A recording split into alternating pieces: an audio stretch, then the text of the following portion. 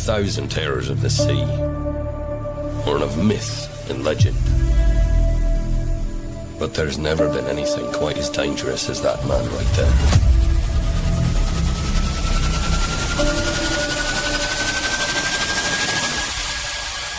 Jonathan Reed.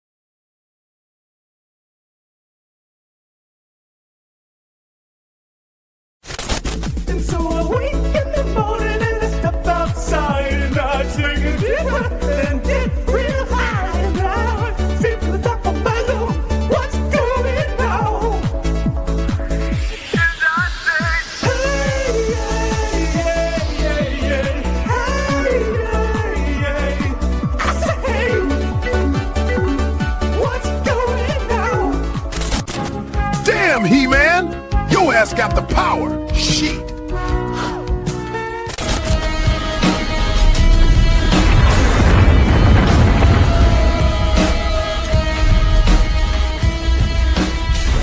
You met me at a very strange time in my life.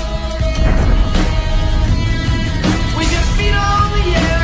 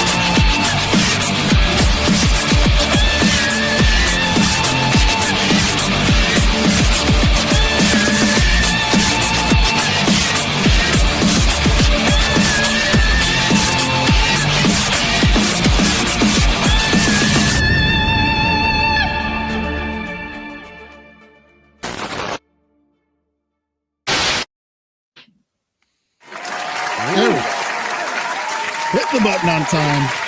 starting on time, like an actual show's supposed to do. Welcome to the Weekly Rogues Gallery. I'm your host, Iron Oxide, and we're going to get right on into it. Joining us today, special guest, we've got Erik Hodson, aka Dinosaur Man, or is that the other way around? How do you prefer, Erik? I think that works. Gotcha. All right. Erik, artist of Daughter's Revenge, along with Xwing, co-writer of Daughter's Revenge, available now for pre-order on Represent. How's it going, guys? Whoever wants to go first. Erik. Are you raising your hand to go first, or are you pointing at me? Oh, sorry. I should have done more pointed. My bad. Yeah, that was a little like a half-ass salute there. My bad. Going great. I'm really excited about. Don't get Strider started with the hearts go out to you. We're not having that kind of show. Right. I mean, Strider behave. Me? Moi? Sorry, Yes, go ahead. Very happy to be here. Thank you guys for having us. Hell yeah, man. And excellent. Dude, I haven't been on a stream with you since back in the Skinamax days over on Adam's channel. It's been a minute, very long time. Yeah. For sure. You know, life has a way of keeping you busy for sure, but good to be hanging out again. And there's a couple people I know through the Twitter sphere and stuff like that. A couple people I've seen in my chat. So good to see everyone. And let's get down to it, huh? Hell yeah. And also join us as the panel. Soon to be a little bit more. Battsauce is running late. He's got those parental duties. But speaking of no parental duties, Theo Snodgrass, how's it going, man? I'm doing so good, That man. he's Happy to aware be of. here. Just sitting here with no children that I know of. All right. Having a good time, man. So happy to be here to be discussing some pop culture today. Very exciting. I just recorded an episode of my show, Touch Grass with Theo Snodgrass, earlier today. That was a lot of fun. That was a good one. Good kind of on the serious side of it. Yeah, kind of like not that usual. entertaining. I don't think my audience gave a shit. It was nice it was a good try. It was a good try. Like 5 seconds, and then It was nice. Yeah, as soon as as she started referencing Greek plays, I was like, "This is not for my audience." How I had a feeling. Too highbrow. I had a feeling it was just like these not okay. Right. It's fine. You know what? We tried something. Right. Right. I mean, you know, your target audience is the Zoomer ADHD, Right. Yeah, but you guys loved it when I had that crowd, OnlyFans girl on. You guys loved that shit. Everybody watched that one. Okay, you know what? Sex sells, brother. All right. And speaking of sex selling, I'm going to go with Strider because that would be more appropriate. Strider, how's it going?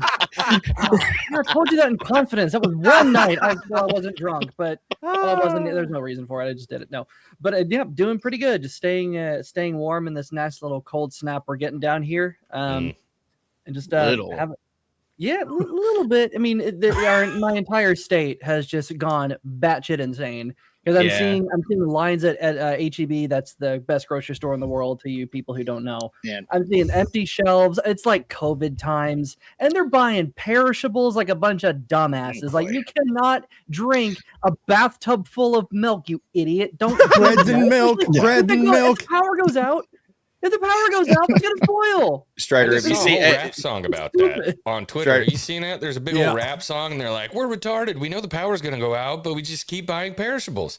Yeah, You know what you could do though? Stick it outside. Yeah, you can. Actually, yeah, that would work. We had a huge ice storm back when I was a kid in Northwest Arkansas, and we just put everything from the fridge that we wanted to keep into the garage. No problem. Totally fine. Easy peasy. All right. Speaking of wholesome content, Toasty, how's it going tonight? How you doing? A bit better. But yeah, I had the stream with Chrissy and the rest of the girls, and that was super fun. Yeah, Simcast. That was pretty cool. Mm-hmm. That was fun. Yeah, that's it. Right on. And speaking of simps, Full Metal Nate's here. Hi, Full Metal Nate. Full Metal Simp here. What's up, guys? No, just kidding. Happy to be here. Just kind of like Strider, kind of riding out the cold. It's supposed to snow and sleet tonight, so just kind of keeping my fingers crossed and praying to God that the power doesn't go out. I don't know. You guys sound like pussies. I mean, I'm in Nevada. I might have to put on a light jacket tonight, and that's pretty. Hey, it's not that bad. I got a nice portable heater in here. Went to the store earlier today. Got like 4 pizzas, cooked them all, put them in bags, and put them in a cooler just in case. So I'm all right. Somebody's been playing Fallout. They know how to prep. Good deal. Drunken Emerald Arrow, how's it going, Mr. Producer Extraordinaire? Going well, but real quick, in honor of all of those currently in dire straits with the weather. Okay. Oh God. I gotta get the bread and milk. I gotta get the bread and milk. I gotta get the bread and milk.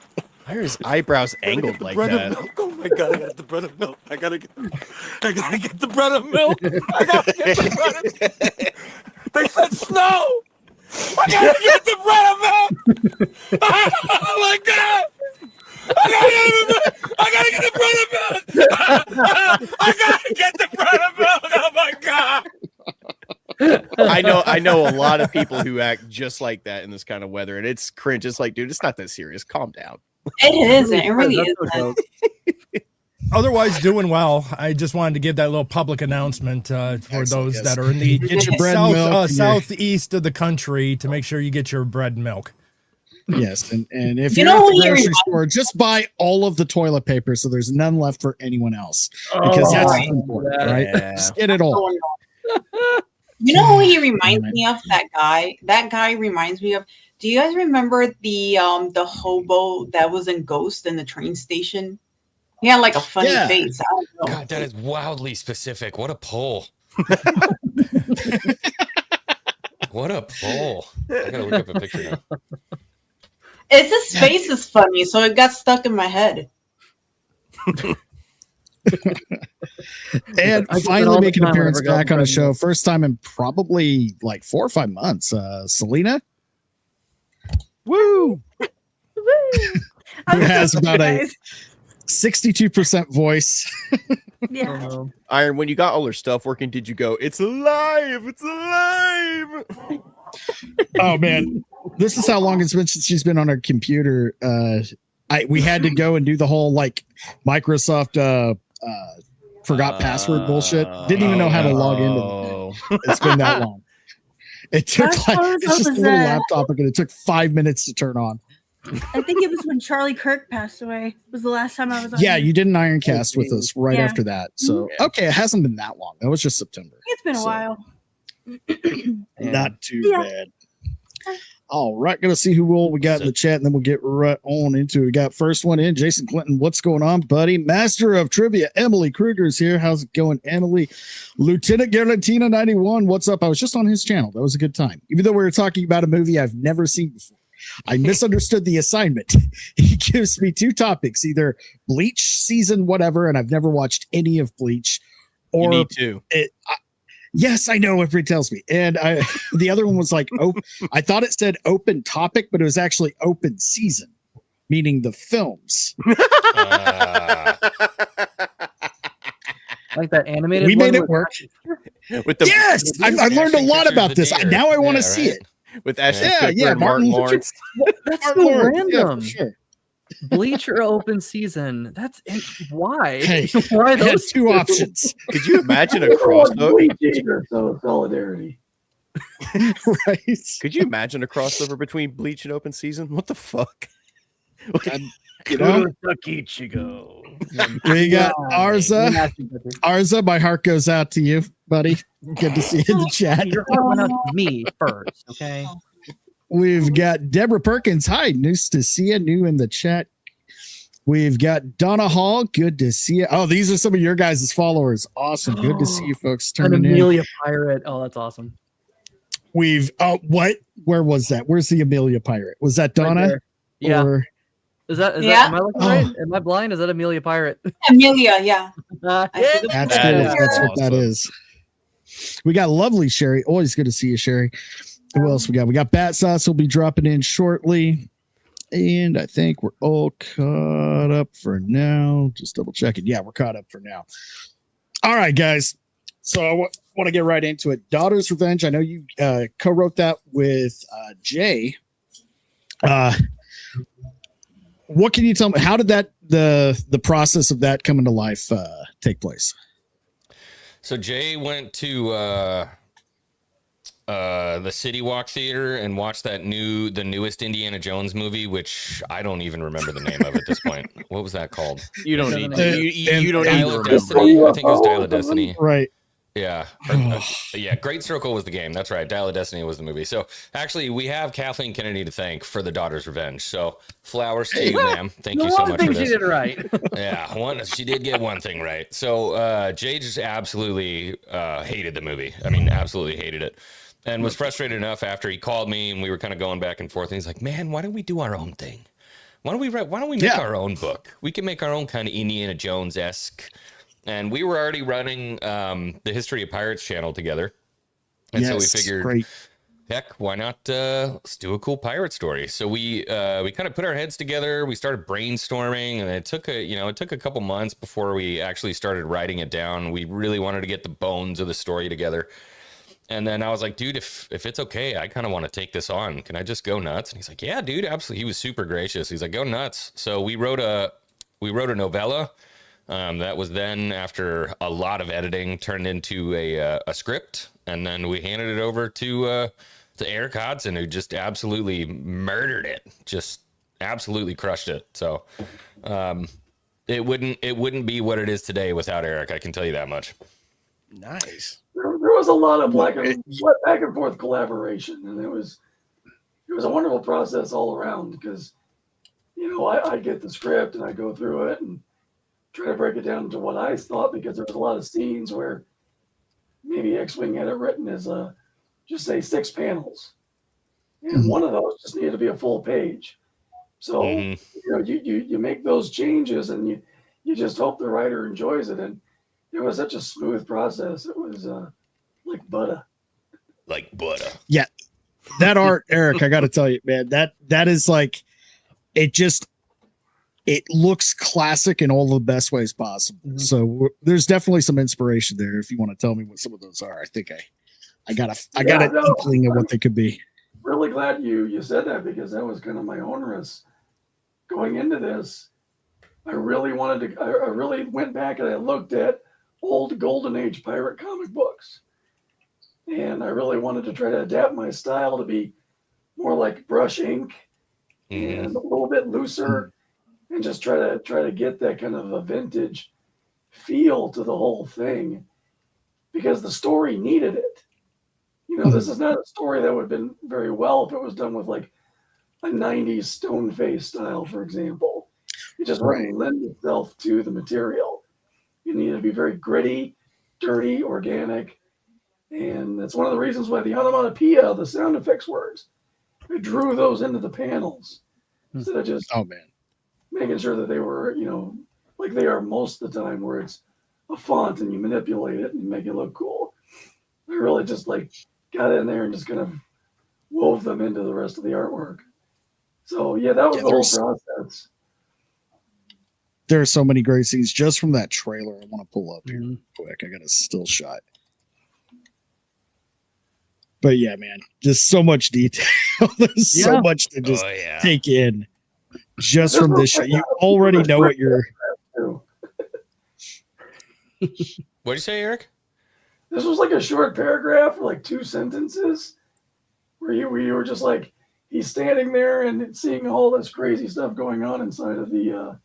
I think you had like 1 or 2 things you definitely wanted to see, like the guy hanging from the chandelier. Yeah, I was gonna say the guy hanging from the chandelier. I think there's like a horror beating somebody up in there somewhere. There's It's fun. It was really cool seeing that, because it's like, it's like a Pirates of the Caribbean ride. You kind of dig in, and there's so much to look at. There's so many other little stories that go. And that's one of the things I absolutely love about Erik's artwork, is that there's like a core purpose of a panel, and that panel's telling a story, but then there's like 70 other things going on in there. And that's why it's so fun to read and so fun to look at, is because there's so many other things going on. That's right. This is one of my favorite images from the whole trailer. Yeah, I fucking love that. He's donning the hat. So good. Oh man. Oh wow. I'm guessing this takes place during the golden age of piracy. Correct. Yep. Cool. Like what area of the world? So I can't give too much away. Okay, He's all over the place. Yeah, you visit a bunch of different locations, and I think everybody thinks that bar scene is going to be Tortuga, and you would be mistaken. It's something much cooler. Nice. Ooh. So you probably can't tell me, but I am curious. Is this going to be more of a historically accurate story, or are there going to be some more fantasy aspects kind of bled in here and there? That's my favorite question when people ask that, and it's always in the lineup. I love to answer it because obviously with running the History of Pirates, we do everything we possibly can to be historically accurate. The problem with piracy is that it really, like the first documentation of it, a lot of the stuff we have came from the General History of Pirates, first edition, and then it was updated again. And then there's a lot of eyewitness accounts, and then we've got some stuff on ledgers that would have said this guy was probably here, and then it probably took him about this long to get there. So in terms of like historical accuracy, that's tough to do. From what we have, we were as historically accurate as possible pertaining to certain things. What we didn't want to get rid of was the rule of cool, because we've romanticized pirates so much. That's like half the draw is the romanticism of pirates. You know what I mean? And oftentimes, and superstition is so intertwined in that 100%, culture. And a lot of times when you dig into some of the stories, they're not quite as cool as maybe you were hoping. A lot of them are, but some of them aren't. So we wanted to have real world ships, real world locations, real world people, real world events, and kind of ride side saddle through a lot of that stuff while still being able to have fun and have that romanticism of the pirates with it. So if you're looking for 100% historically accurate, you're not going to get that here. And you're probably also not going to get it in a general history of pirates either. So yeah, we tried to have as much fun as possible. And I think, you know, as this story expands, because this is a trilogy, we're going to get to play more with some more fantastical things, I'm hoping. Oh, nice. Yeah. How many of them will be downloading music off of Napster? All of them. I was wondering who was going to go that route. It's just a matter of time. I thought Toasty, I thought Chrissy Mayer, so I thought the most Chrissy Mayer joke that could ever Chrissy Mayer. Let's see where we're at with the campaign right now. Over on Rippus End, which man, I'm glad to see that's. Oh, it is. Let me do a refresh. Yeah, throw a cover in the cart and then refresh it. I don't know why. Apparently they're working on it for the website, but yeah, just toss a cover in and then go back to the main page. This is 100% the one I'm getting. This upcoming Friday. I really wanted to get mine while Jeremy was getting electrocuted for every book sold. Yeah, that was fun. But I was just like, I got some ball busters, man. That was great. Oh my! Shout out to Jeremy. But I had to wait, get some bills paid first. But I'm definitely picking up this gorgeous piece right here. Let's see. Yeah, it's badass, man. That's the foil cover. Okay, so we got it in the cart. Yeah, you can just go back, and then it should update. I thought refresh. I thought you were closer.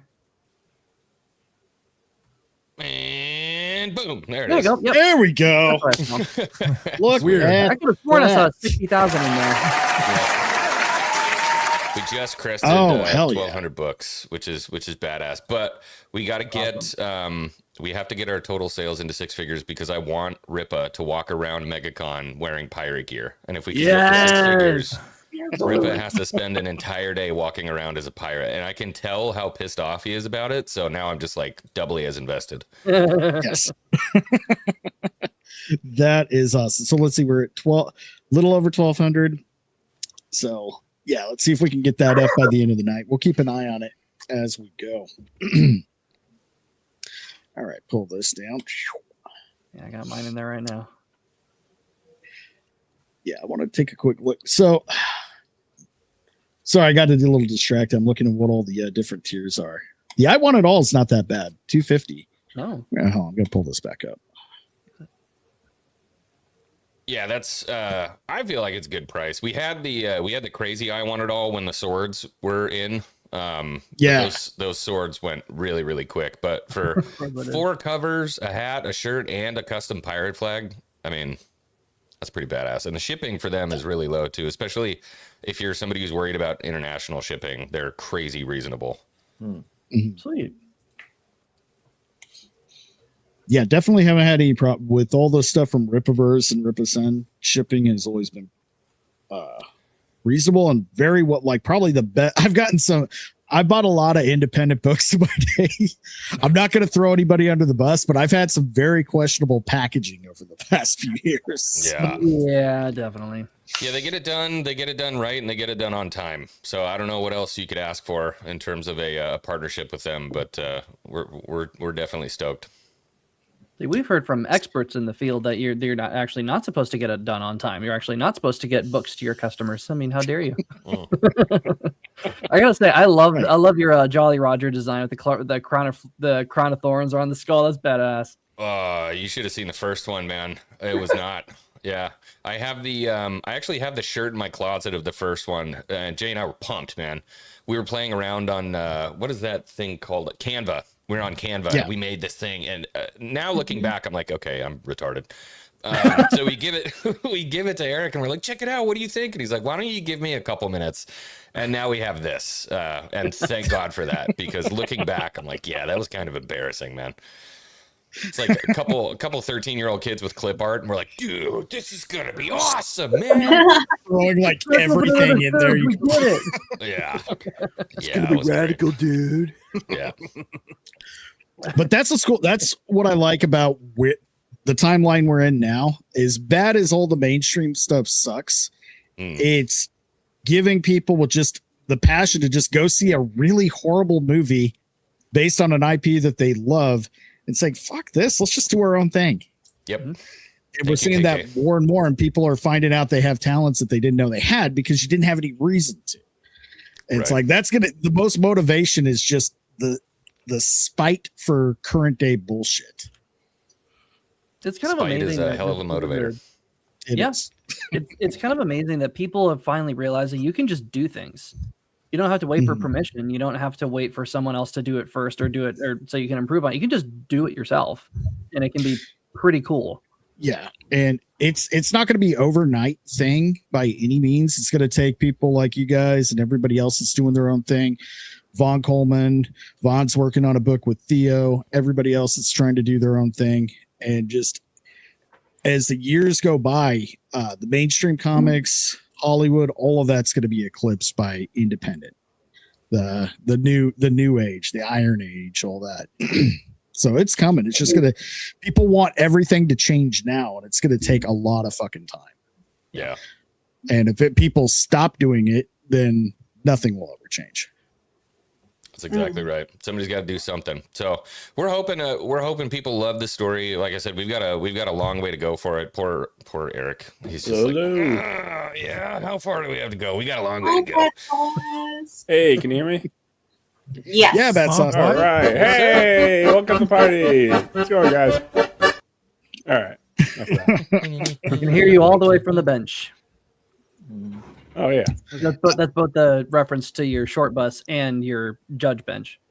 Oh right. Yeah. It works two ways. Yeah. Another fellow person doing their own thing, putting out independent, kick-ass shit. So absolutely. Good to have you on Battsauce for the conversation. Yeah. Sorry, I got done doing a lot of things, but yeah, I'm excited for this book, man. But like a lot of the people, money's tight right now. As soon as the paycheck hits. Yep. Yeah, I'm waiting for Friday. I'm getting that foil, and I'm probably gonna go ahead and get this one too. I want the black and white.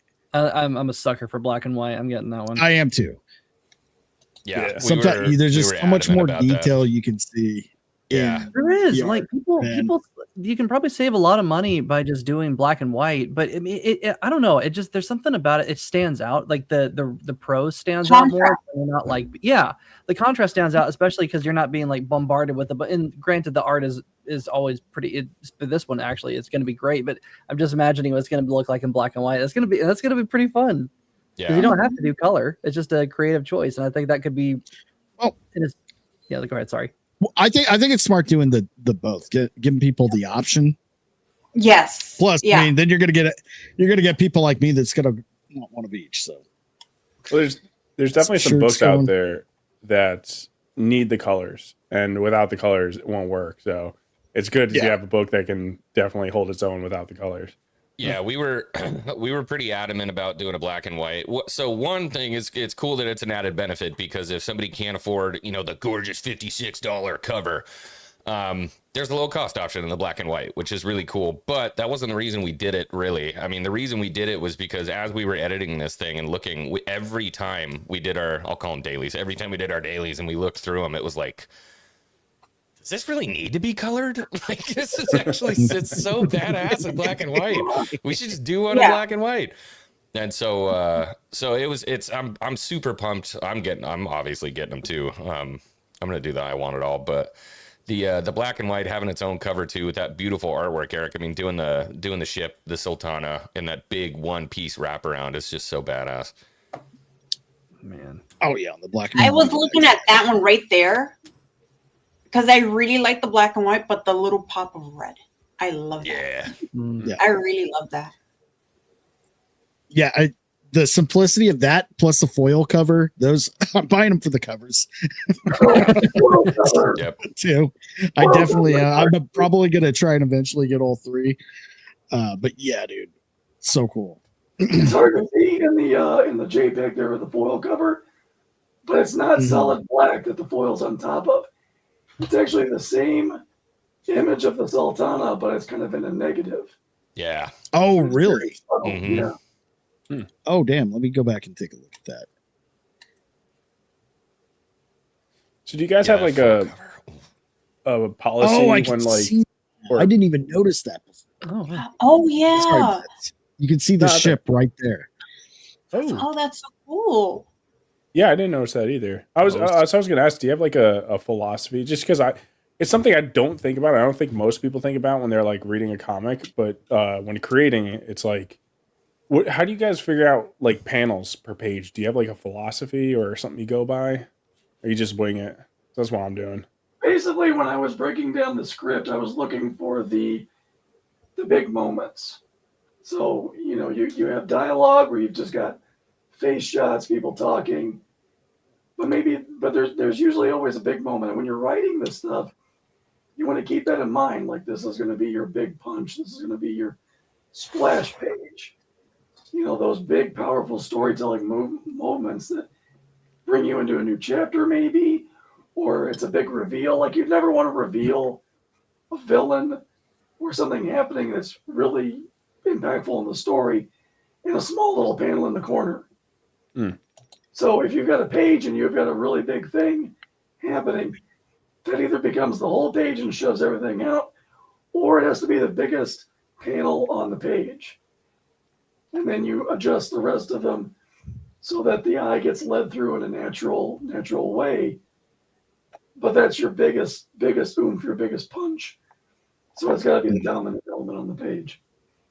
And you don't want to have more than one, because then you'll muddy the waters, make it hard to read. So that's kind of the philosophy: is you've got panels bringing you to one conclusion, and then the story continues on the next page. And you just kind of dance like that. Okay. Yeah. That's why my script didn't work when I handed it to him. He's like, "This is really cute, but I think we're gonna move this around." Cute shit. Yeah. It's like, well, thank you. I did I bought a book. I'm like, how to write a comic book script. So I'm like, I got this, man. I didn't have it. I didn't have it. Everything flowed really well. Xwing is just being extra hard on himself. I think by the end of the day, we added basically 20 pages to the original, so it's 144 page story. Yep. And most of that was moving things around. Yeah. There was a couple of things that I insisted on adding, just because for the page count, you wanted to have it on 4s.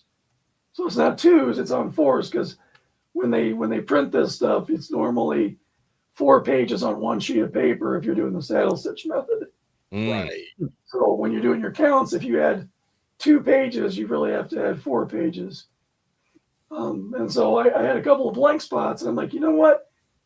We need a little more story punch here, and a little more story punch here. What do you think of this? And he loved it, so we did it. Yep. I did not think about that. That's interesting. Yeah. Yeah. I was just gonna say, just working very recently, started working on it. I'm just like, I've read a bunch of comics, I've read manga, and I'm like, right, where did the panels go? Like I don't even know, like how many panels are typically on a page. I'm just like, I start to look at that now. I'm like, I never paid attention. But yeah, I forget, Bats. Are you working? Are you adapting? Are you thing? Death Whisperer into a comic, or are you doing a whole nother story? I forget which. No, I got too many stories to bother. Spending time trying to adapt another story that I've already done. No, that's fair. That makes sense. All right. Well, we'll check back in on the campaign a bit later. We'll go ahead and get into some nerd news. So, who's excited for Masters of the Universe? Well, let's take okay, we got to take the temperature of the room. Let's see where the age group is. Like, who grew up with Masters of the Universe?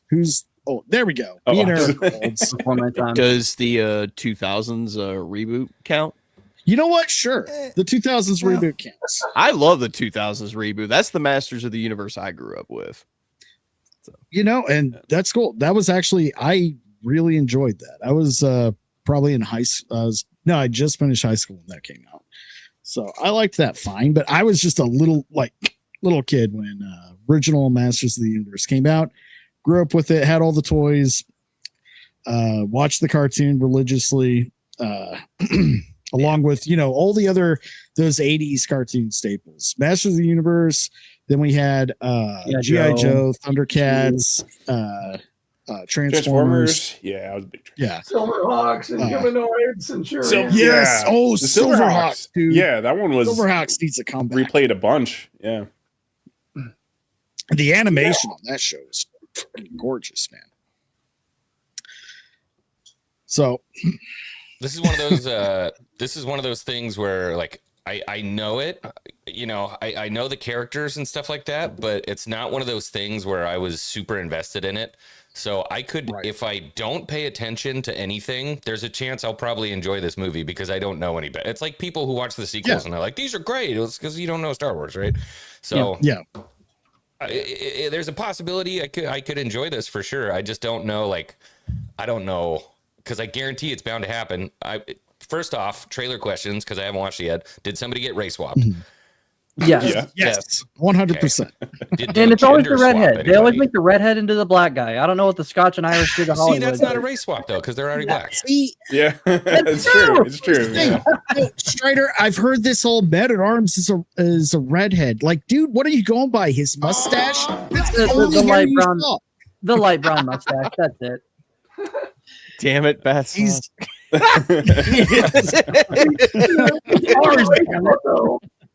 the original cartoon, Tila believed that Man at Arms was her father. Correct. Yeah. That's her father. How are you going to do that now? Yeah. Yeah. She was adopted. She is adopted. Because I do know my Masters of the Universe lore. And, there was the comic book runs. Actually, they took the storylines and made them more serious. Kind of like how we had the G.I. Joe and Transformer cartoons were definitely made for kids back in the day. But there were the Marvel comic series that were a little more serious. And those were great. Yeah. Those were really good. There was the same thing was going on with He-Man at the time. So... the mini comics were made. Mini comics and the toys were made before the show. Yeah. All the parts were in motion, but the guys who were working on the comics, and I've talked to a couple of guys that's where they cut their teeth. Really? They didn't really have anything to go on for the most part. They had some initial drawings of the toys, but as far as the lore, they kind of had to make that up on their own. Yeah. And it wasn't the same writers that were writing the cartoon. That's why there's such a dramatic difference between the two. Yeah. Didn't know that. Oh, yeah. Imagine having these weird looking toys be put in front of you, be like, make a story. Like, okay. These weird looking characters, like a green tiger. And what a challenge that would be. And those mini the Green Tiger was always a badass. He was always Battle Cat. It was the kids show that turned him into he's a little, talking cat pussy until that, He-Man turns him into a badass. All right, we got our next project, Eric. We need to make a Turbo Man comic. I will. There you go. I will say though, Like from Jingle All the Way. Yeah. Okay. That sword in the trailer though, it does make me want to get like a replica of it though, just to The have. sword looks really great. Yeah. Yeah. What did Yeah, I've seen some pretty badass replicas of the He-Man sword. I'm just, Here, we'll go ahead and. Well, Nobody asked me. I'm not doing it. I'm not doing it. I'm hanging the hammers up for at least 2 years. I'm good. I was gonna say, like, Oh, I would you used never. to Smith Man. Yeah, man. I made 6 freaking dude. swords for this book. What? Oh, holy fuck! Yeah. I didn't know you made those. Holy Yeah, crap! man. Yeah, it's like blacksmithing. Yeah. God damn! Save some testosterone for the rest of us. Jesus Christ! He made 6 for the campaign. He had like 20 we threw away. Yeah, it's true. Oh, I that's did. bad. I had made I think like 12 originally. The first batch I wasn't happy with. The second batch I hammered them out and I was happy with them, but then we couldn't get the 5160 to quench the way we wanted, and like one of them broke, and it was this whole freaking thing. Shit. So I was down to the wire of like, by the way, stupidest thing you could ever do, moving all the way across the nation during the closing months of this project. Ooh. And all of my blacksmithing stuff I'm working on is in Reno, and I'm moving to Florida. And I'm like, all right, this is a terrible idea. But we ended up getting them done. We got them all done. So Hell yeah! No, man. I'd watch that blacksmithing reality show. Oh yeah, yeah, man. Forge and fire, baby. I was on it. Yeah. Yeah, for a dude. And I have no idea how to do any of this in real life, but I just sit there and like judge everything they're doing. Like, that's gonna break, you fucking idiot. You don't know what you're doing. Cooking shows. Oh, you're gonna burn that risotto. Watch it. You can't quench it like that. You can't do that. That green's gonna separate. It's gonna separate. It separated. I knew it. You need a Gordon Some of them. Ramsay You can't stand in double just tap. yelling at him. It's gonna Yeah. break, you fucking idiot. These guys just they're busting their ass with fucking hammers and shit. They just got fat dudes on the couch like, you gotta fuck it up. What am I saying? Admittedly, though, like, dude, to your point, some of the people that they bring onto that show, I'm like, holy crap, dude. Like, where did they find you, bro? Like, what are you doing? Some of them really, really are bad. And then there are other guys that are like, they're really good smiths, but they're not used to like, you've got an hour. You know what I mean? They're just not used to that kind of time frame, and then they just make something stupid. Right. Yeah, not Yeah, many I think they specifically pick ones that are really good and ones that are really bad on purpose. They leave all the people in the middle out because they need that, The dramatic added TV they drama. have a They need super somebody that's just limited going to shit pool. the bed on everything. Yeah. There's not many people forging weapons these days. I would Not love to enough. do that if I had the time and space, but it's like, there's just people. I mean, there's not really a market for it too much. Like, they have slim pickings is what I'm saying. For Yeah. that, Really? for that That's- competition. Oh yeah, you I live would in an take up area that has a forging pretty if I awesome didn't live in a military. 1-bedroom condo in Vegas. Fuck. Hey, You that's just no need to live in excuse. a I've state seen that has people really do it awesome- there on that show. All right. Before we get too derailed, let's take a look at this trailer. Now, first glance, like the pictures, this looks like This is probably the worst picture of it. I mean, Well, look, You think? Sheila does not. yeah, have Man at a lesbian Arms side looks shape. terrible. No, I But thought I'm not like a He-Man fan. So I have my opinion of the trailer as a whole. Then there's the opinion of the conversation that's going on. I thought I Um, was looking at and- Vaughn Coleman for a second. But yeah, I mean, Vaughn Coleman steroids. yeah, He-Man looks good and all. But the Man at Arms doesn't match. Obviously, no shit. And Okay. the guy, what? Are we just talking about melanin, or are we talking about like Yeah, costume Meldon. Yeah, design? Meldon. Okay, Because there's, all right. there's such a limited. Damn, He-Man! Your ass got the power. Shit. All right. Now look, dude, if I need to go, we need to go back in time to where a race swap here and there wasn't the end of the fucking world. Okay, sometimes it was just hey, I'm we not just saying it is. picked this actor. Honestly, Yeah, I say this, I- T5 I is not do great under- either. I understand. But we live in a world. it's that upsetting. If Iron, we know, must I was secure the there future for- for our white children. What's wrong with you? Now you're talking my language, Theo. It's a genocide against our people. What are you doing? Why aren't you upset? Jesus. He's got the actual I just keep wondering about the story with Tila. Like, what are they going to do? Yeah, I Tila's mean, costume doesn't look great either. That's the other I part. just want to say real quick, shout out to Theo's 0% female audience. All right, that's. I will You say and me this. both. You and me both. Like the characters at least, because the original Dolph Lundgren didn't look anything like anything. Yeah. Yeah.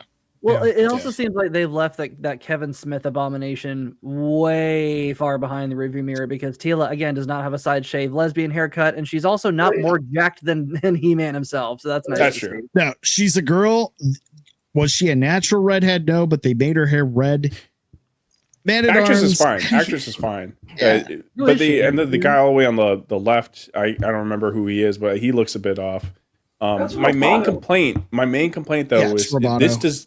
this looks like it's far into the movie, and it doesn't look like he's become He-Man yet, which means we're gonna probably spend the vast majority of the movie of him not being He-Man, and probably just get like one moment. I was of going him to say, being watch it right at the end. They're going to be like, tune in for the next He-Man adventure. Right. Now, That that was would a be waste of that would be $78 so cool. if going they to the did that. movie I would theater. freak out. No, That'd be awesome. if they counseled you on drugs, that would be the best. Yeah. Yeah, bring back the PSAs. I don't care. That'd be funny. You see, I'll hold on to those arguments. I have a big problem with them putting He-Man into the modern world, and he has to, find his way back home. That same fucking bullshit done over and over storyline. Yeah. Instead of just having the whole thing take place in Eternia. Yeah, absolutely. I'm fine if they go a little comedy with every like 30 minutes of PSA, just kind of thrown in there. Yeah. He-Man is that human, so it does make sense for the story. Mm-hmm. Yeah, I mean, they did it with Thor, and it's in hearing because I don't know if any of y'all watched Friday Night Tights last night. Robert Meyer Burnett was on, and he was praising the writers and the creators of this film like crazy. He Really? was talking about talking about hardcore. He's saying they love this. He's like, this movie, I believe, like I know the creators, they're That's the passionate thing. about it, they love it. So we'll see. I don't know. Everybody I've heard that has went to the text screenings has been 100% positive. Yeah, I mean, we could be totally That's good to wrong, hear. right? Like we were wrong about Talking Maverick. Game of Thrones, the Yeah, House of Night Dragon. of the Seven We all Kingdoms. thought that was going to be trash. We're allowed to judge things, it's a trailer. It's what they're giving us. Well, the thing is, this Oh, actually. Well, let's also not gloss over the fact that like I'm seeing a lot of the it is the typical trailer trope. It's annoying, but I'm seeing a lot to like here because He-Man is He-Man. He gets his action set piece. He seems to be the focus. It's not just He-Man surrounded by a bunch of girl bosses. Like they couldn't even do that for Black Panther, which is one. If you watch that now, it's like Black Panther cannot be a strong man. He's got to be undercut and surrounded by a bunch of girls. This doesn't seem like it. They seem like they've embraced the campy 80s-ness of it and actually taken it seriously because you don't have to treat it as seriously as like we're shooting a documentary like Lord of the Rings. Right. But you still have to No, take your it's- story seriously and your characters. And it seems like they've done that. And also he looks like a man and he's able to act like a man. And it's like, yeah, it's like, that fight between him and Skeletor at the end of the trailer, which we'll probably get to, actually looks pretty we're gonna get sick. to that. It looks like they've actually had a legit action director film some pretty good choreography. I don't It know. looks like a fight. It looks like masculine. a fight from one of my D&D campaigns. Yeah, I'm agreeing. No, it's It does masculine. actually. And I'm agreeing with what you said. Yeah, with a property like that, you have to embrace the absurdity, but then lean into it with as much respect possible to make it look right. Like for too long, we've had, the film adaptations of comic books, cartoons, everything else, and they steer so far away from it that it's other than name, it's not even that recognizable. Like I loved X-Men 2000, but those costumes are dated as shit now. They're terrible. What you want? Yellow spandex? Yes, fuck, I did. Yes, that's exactly what I want.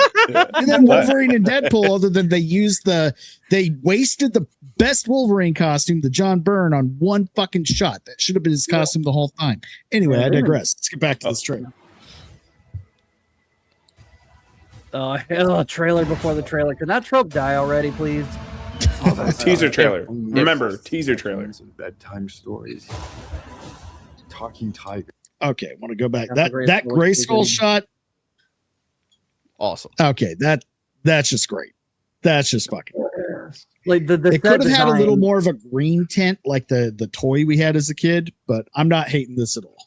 Yeah, the set design when they get into Eternia looks pretty great. Yeah, it doesn't look like volume bullshit. Talking tigers, spaceships, and magic swords that can make a man as mighty as a god. Where I come from, that stuff is real. Thor trope right there. It just gives me so much Thor vibes to it. Yeah, it definitely does. Music, which I'm okay with. Thor's actually a really good movie. It holds up more. It holds up more. Thor 1's good. Thor Ragnarok. This gives me Thor Ragnarok vibes, and I hated Thor Ragnarok. I don't know. Thor Wait, Ragnarok this gives you How does it give you Ragnarok? It's the CGI. It's the color. It's the just the colors and everything. And fair, but fair enough. It also could look very, very different in the theater. They're probably still. It could. I could be wrong. I'm allowed to potentially be wrong. I'm bitching and complaining. Oh, yeah, we're gonna nitpick the hell out of this. Yeah. Because why not?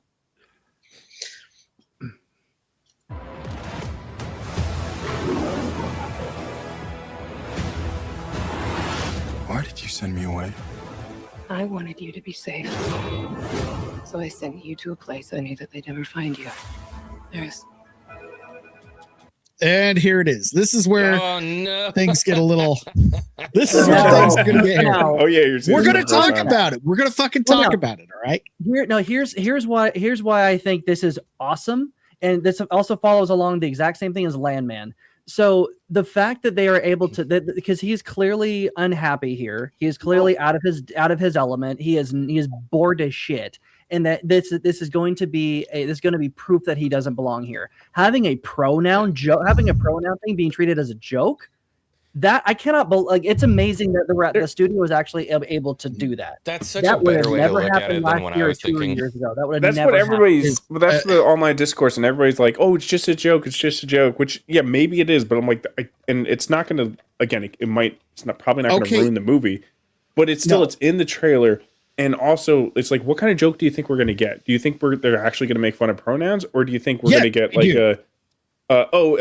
Adam Glenn, he man, he him, sorry. Like that cheesy Marvel joke. I think that they're really making fun of it because we have hit that point where all of this has become a joke, and people are starting to acknowledge that because that was what was inevitably going to happen all along. And Strider, you made a good point. He's miserable at his job because a lot of us here work in corporate America, and it's fucking miserable. And up until about a year ago, a lot of us had to have this bullshit in our emails, in our fucking, online chat things next to our name. The minute they said it's optional, everybody deleted it. Everybody fucking deleted. Yeah. I mean, we've certainly come. I think we're finally allowed to make fun of pronouns, and we're finally allowed to. I was doing it the whole time. We've even allowed to, like, Hollywood is allowing itself to make fun of it. At least not take it as gospel serious. And I think that's a huge step already. Like, they're far from earning any of our trust back, but that's a good first step. I'm trusting from what I'm seeing here that this joke is actually going in the direction that we think it is.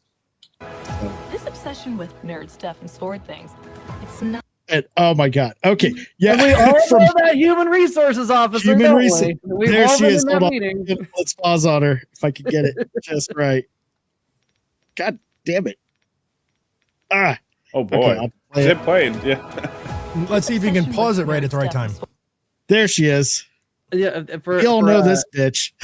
for a bald black woman, I'm surprised they didn't get the woman who plays a bald black woman in every fucking video. Every video game. Like I believe there was a scheduling conflict. There was a scheduling conflict. I'm surprised they didn't cast the Nosferatu looking bitch from Wicked. Yeah, what's her name? She's better cast her skeleton. What's her name, Toasty? Cynthia Erivo. Cynthia Erivo. Oh yeah. Nosferatu. No, she looks like Man. Nosferatu. I don't call her Cynthia. You know what? You know what's crazy? If you watch all of the press leading up to the Wicked movies, when she's with what's her name? Ariana Grande, yeah. And Ariana Grande's like slowly wasting away. Like, dude, she was dying, bro. I'm pretty sure Yeah, she was man. dying. Yeah. and this chick with her long fingers is always like touching her and whispering in her ear. It's like she's sucking her soul like out, her clinging on life her. essence out of her. Rivellino's claw theory. Like it's like her claws were always around her neck or like up by her cheek, or it was possessive. Sucking the life. out of Movie's done. She looks like she's gained 2 pounds and her. At least, bro. has some color in her cheeks. That's the worst thing you can do when you're singing on set is have that kind of drastic weight change. Like that's horrible for your voice because you're not. That's horrible for your body. But who decided to let them get away with it should be fired. Yeah. Oh yeah, no, absolutely. What were they gonna do? Just fucking like what's that movie with the corpse that they're puppeteering around for the vacation? Bernie's? Weekend at Bernie's. Were they just gonna Weekend at Bernie's and she croaked during production? Absolutely. Take your water skiing. I love that movie. Oh god. All right, but getting back to this trailer. So we got her. She's lecturing him on his obsession with nerd stuff, and she's like, hey man, quit being a fucking nerd. Right. It's an empowered young black woman from the HR department. Theo, do you want to chime in? He doesn't know what the fuck like we're 6 talking of them. about. They're bad people. I will say once more to the pronoun thing. I'm being super pessimistic, but what will you do if the joke is, hey, I'm Adam, he, him, in the beginning of the movie, and at the end he goes, hey, I'm Adam, he, man. Don't you fucking put that into the universe, Battsauce. You already Yeah, know I that's just why like- they I don't fucked know. up. I'm sorry. I guess because I they're don't know. not treating pronouns as a gospel truth anymore. Yeah, I'm okay with that. but If they're at least here's the going thing. not It's happened so many times. No, but She here's the Hulk. thing. I'm not ready to joke about it yet. I'm not Why is ready that? to joke about it yet. They destroyed everything I love. And Oh no, Yeah. I'm not giving them 2 any careers. faith at all. But I'm just not saying ready it's to kind of joke a- about it yet. Hmm. I'm not ready to joke about it until more people are hurt, if I'm being honest. Kind of with him on that, yeah. And I'm a comedian. Yeah, I agree with you on that one. Right. This is the opinion coming from the resident professional stand-up comic on the Yeah, come see me tonight. Well, yeah, it's That's yeah. our brewing company. Or things. It's not a good look for human resources. That's a penis. I know it sounds crazy, but that sword is gonna He looks show like you Vaughn when he the way smiles, dude. I'm not joking. Yeah, I'm it does not look like Vaughn entirely- Coleman on steroids. We've Yeah, established that. I'm not entirely sure of the context. Yeah, It looks like he Vaughn has, Coleman he if has he was the a man. slack-jawed curiosity of a child exploring the world for the first time. So just I like Vaughn. usually hear a different word Yeah, after Vaughn. slack-jawed. Do the stuff kind of sexual tyrannosaurus, just like me. No, I'm a little bit Somebody got it. confused with the context here because clearly Eternia is real. So why is it an action figure IP in the real world? No, Maybe that's he- like Okay, well, someone else, isn't it?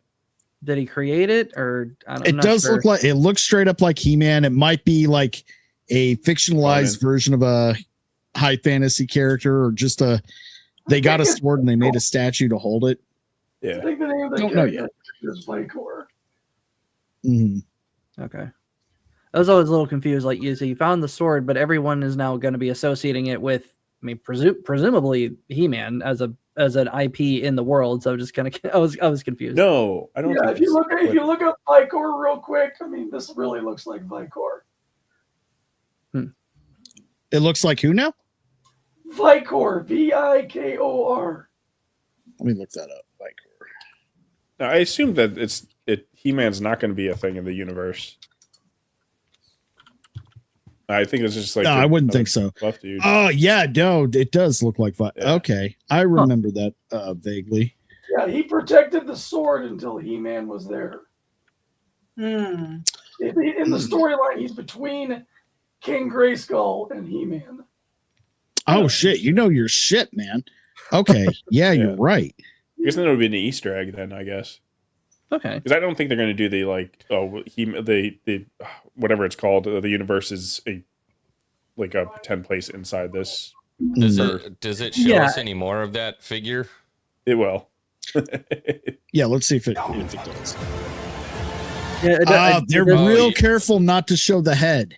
They're real careful not to show the head. I think they do. Him, dude. He's got the cape and like the chainmail coming down from the helmet. Yeah. I think they do. Yeah, I just pulled up some images. That's got to be who that is. Okay, that makes more sense then. I think they're in a roundabout way. He's still in a roundabout way. He's still getting the sword from the man who gave it. Oh, okay. Huh. Yeah, so I guess paying homage to the fact that he's been given that sword. Okay. I was just curious. I know nothing about Masters of the Universe. I know just vague names here and there. Sir, you can't do that. Don't worry. Oh yeah, that's him. Oh, okay. Yeah, it is. Oh, we do see the. Yeah, that is completely. That's fucking cool. There's a bunch of stuff. In the background. That's an awesome little nod. Yeah. Yeah. I hate that joke. You have professionals like Erik around, you know. I hate everything Battsauce. Oh come on! You tell me that's not a cheesy Marvel joke. Hey, it's Guardians. Yes, Guardians. Wait, you don't see Thor Ragnarok here? I mean, I'm just seeing Marvel fish out of water, bright lights. Ooh, look at that! But there's probably it's. But then again, we need to understand that like a lot of modern Marvel takes its cues from a lot of Gen Xers who grew up with shows like He-Man, the kind of big, bombastic, campy. Oh, Ragnarok borrowed heavily from 80s nostalgia. Oh, 100%. Yeah. So just kind of full circle copy of a copy of a copy of a copy, in my opinion. Yeah. So this color scheme that you're with the neon pinks and blues and everything. Yeah. Battsauce, and I'm sure you're referring to Ragnarok. They definitely borrowed that from He-Man specifically. That's true. So it's very much in place here. Again, you're talking about the whole fish out of water, him being, raised on Earth. That sucks. It does make a little bit of sense because if you know He-Man lore, his mother was an astronaut from Earth. So there's that. Oh, was she? Yeah. Generic dropship. That's a dope shot. I'm sorry. That is a pretty good shot. But I am so tired of generic spaceships. I am so tired of not being able to tell what ship is from Star Trek, Star Wars, or Marvel. I miss unique ships. Mm-hmm. There's a little nitpick I have just across everything. Let's look at this ship here real quick. Because it also reminds me of the dropship from Supergirl. Yeah. Yeah, it looks like something out of Mandalorian too. Down, I could swear that Skeletor's skull ship is there's a scene with that in there too. Oh, there is? Okay. Yeah, and it could have used some more color, some more of that, like make it look more like one of the toys from the 80s. I think that would have been a lot more appreciated. Okay, and Battsauce, you said you had a problem with Tila's costume. I don't see any issues here. I mean, they could have put her in the leotard. That would have been better. Yeah, it could be a little bit.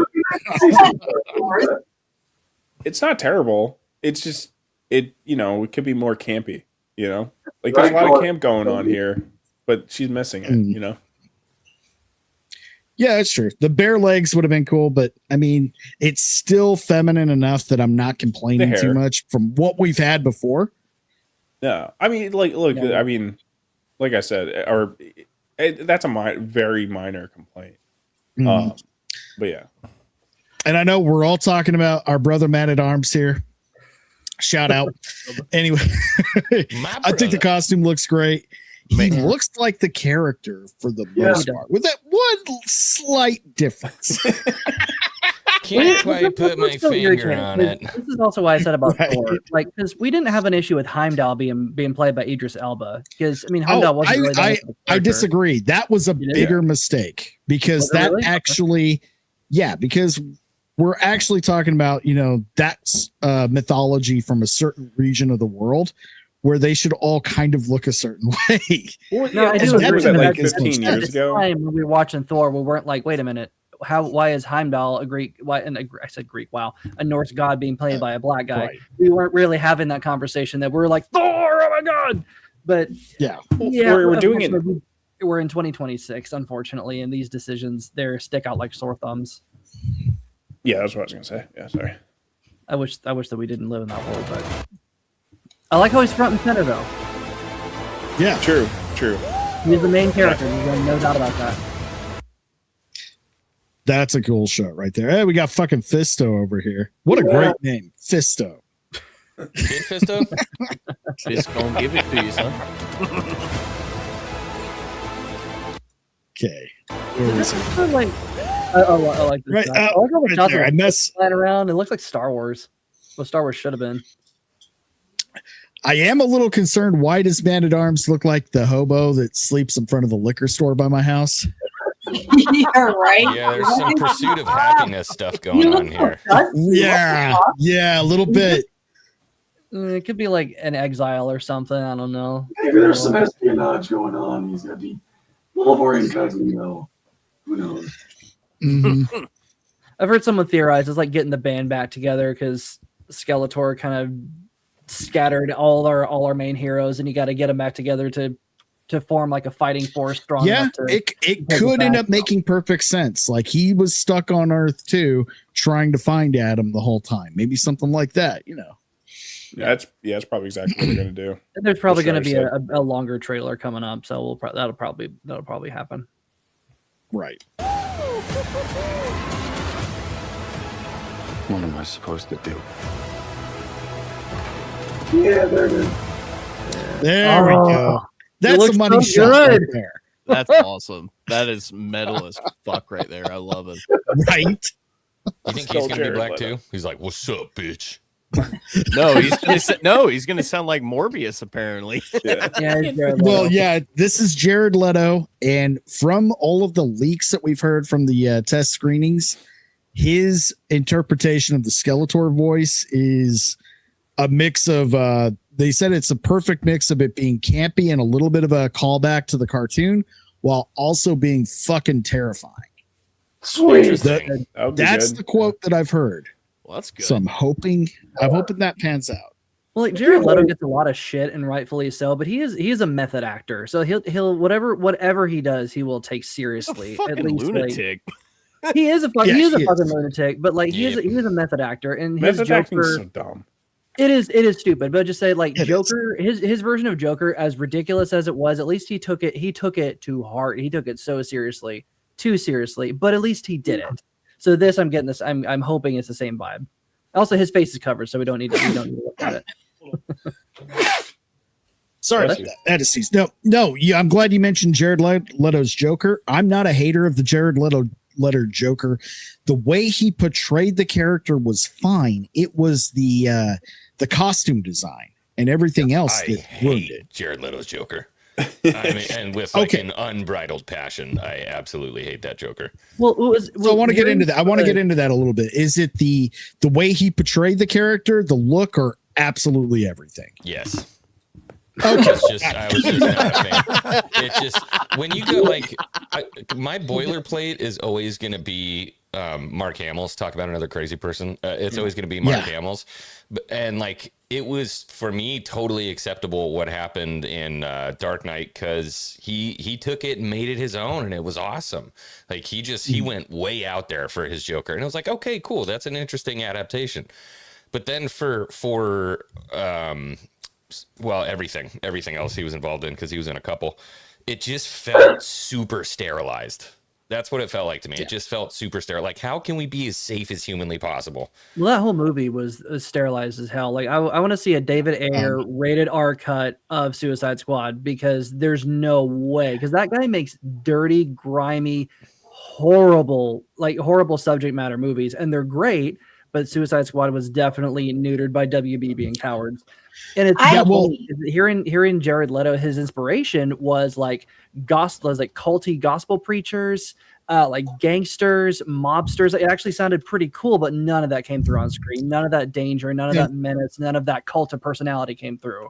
It was really, and I liked what he said. He said he was reading about what Heath Ledger did with his version of the Joker. He did this animalistic thing where he kind of interpreted a dog for his Joker. And Jared Leto's like, okay, well, I'm going to kind of take that, but I'm going to choose a snake. And you can see that in some of the movements. So I try to look for the good and bad. Definitely the worst Joker we've ever seen on screen. I'm going to be, that's the honest to God truth.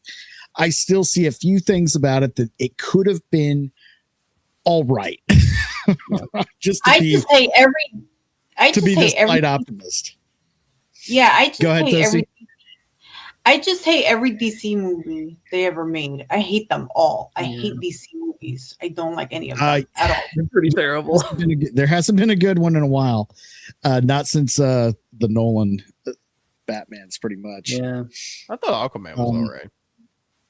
I'm one of those weirdos that loves Man of Steel. I love Man of Steel. I do too. You're retarded. Man of Steel holds up. Yeah. Man of Steel was great. It's different. Yeah, they can argue it's not real Superman. Fucking fine, but it was still good. Can you at least acknowledge that it was still really fucking good? Yeah, and I think it's unlike James Gunn Superman. It actually had something to say. James Gunn Superman yeah, I haven't even watched it. I have no interest in watching anything. I started watching Creature Commandos, and that's when I realized I'm not watching anything that this guy does with DC. And DC is clearly my fucking jam. Okay. So I'm just gonna hold out until something happens. But we're gonna talk about Batman a little bit later with that new choice. Have you ever? I don't know. So he based it off of a dog. I've not heard that before. Mm-hmm. I wanted to touch on it because have you seen the interview with Tom Waits? Yep. Dude, I have it pulled up. It is spot on. It's the Joker. Yeah. The talking style. It was more what he did. The speech patterns and the erraticness was based on Waits, and then some of the other, like the body movements, were also based on a dog.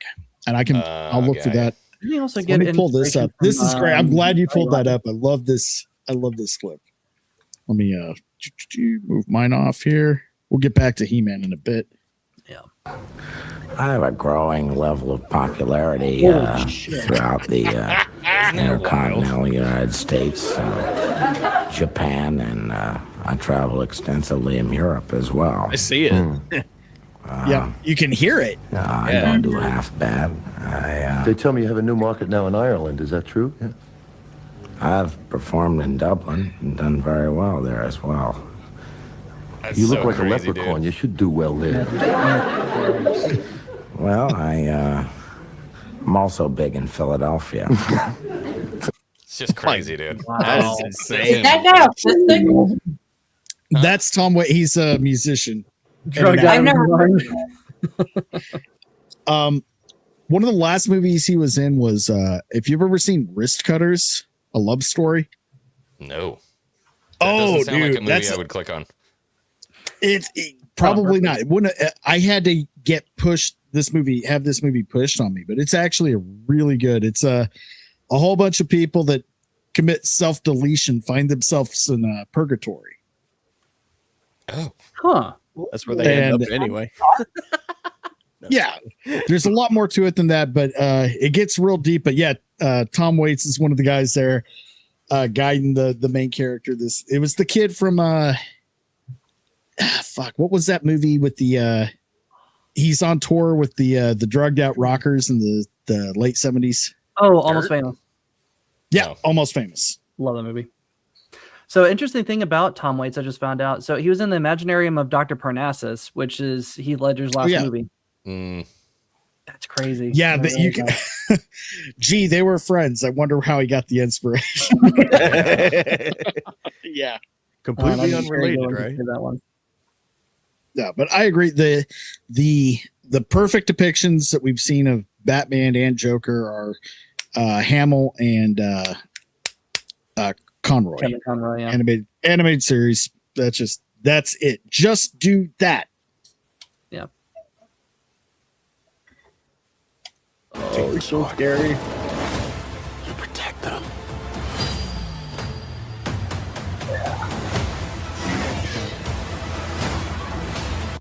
Oh, Beastman. Okay, that Beastman shot's pretty sick. I want to get Like Protect them.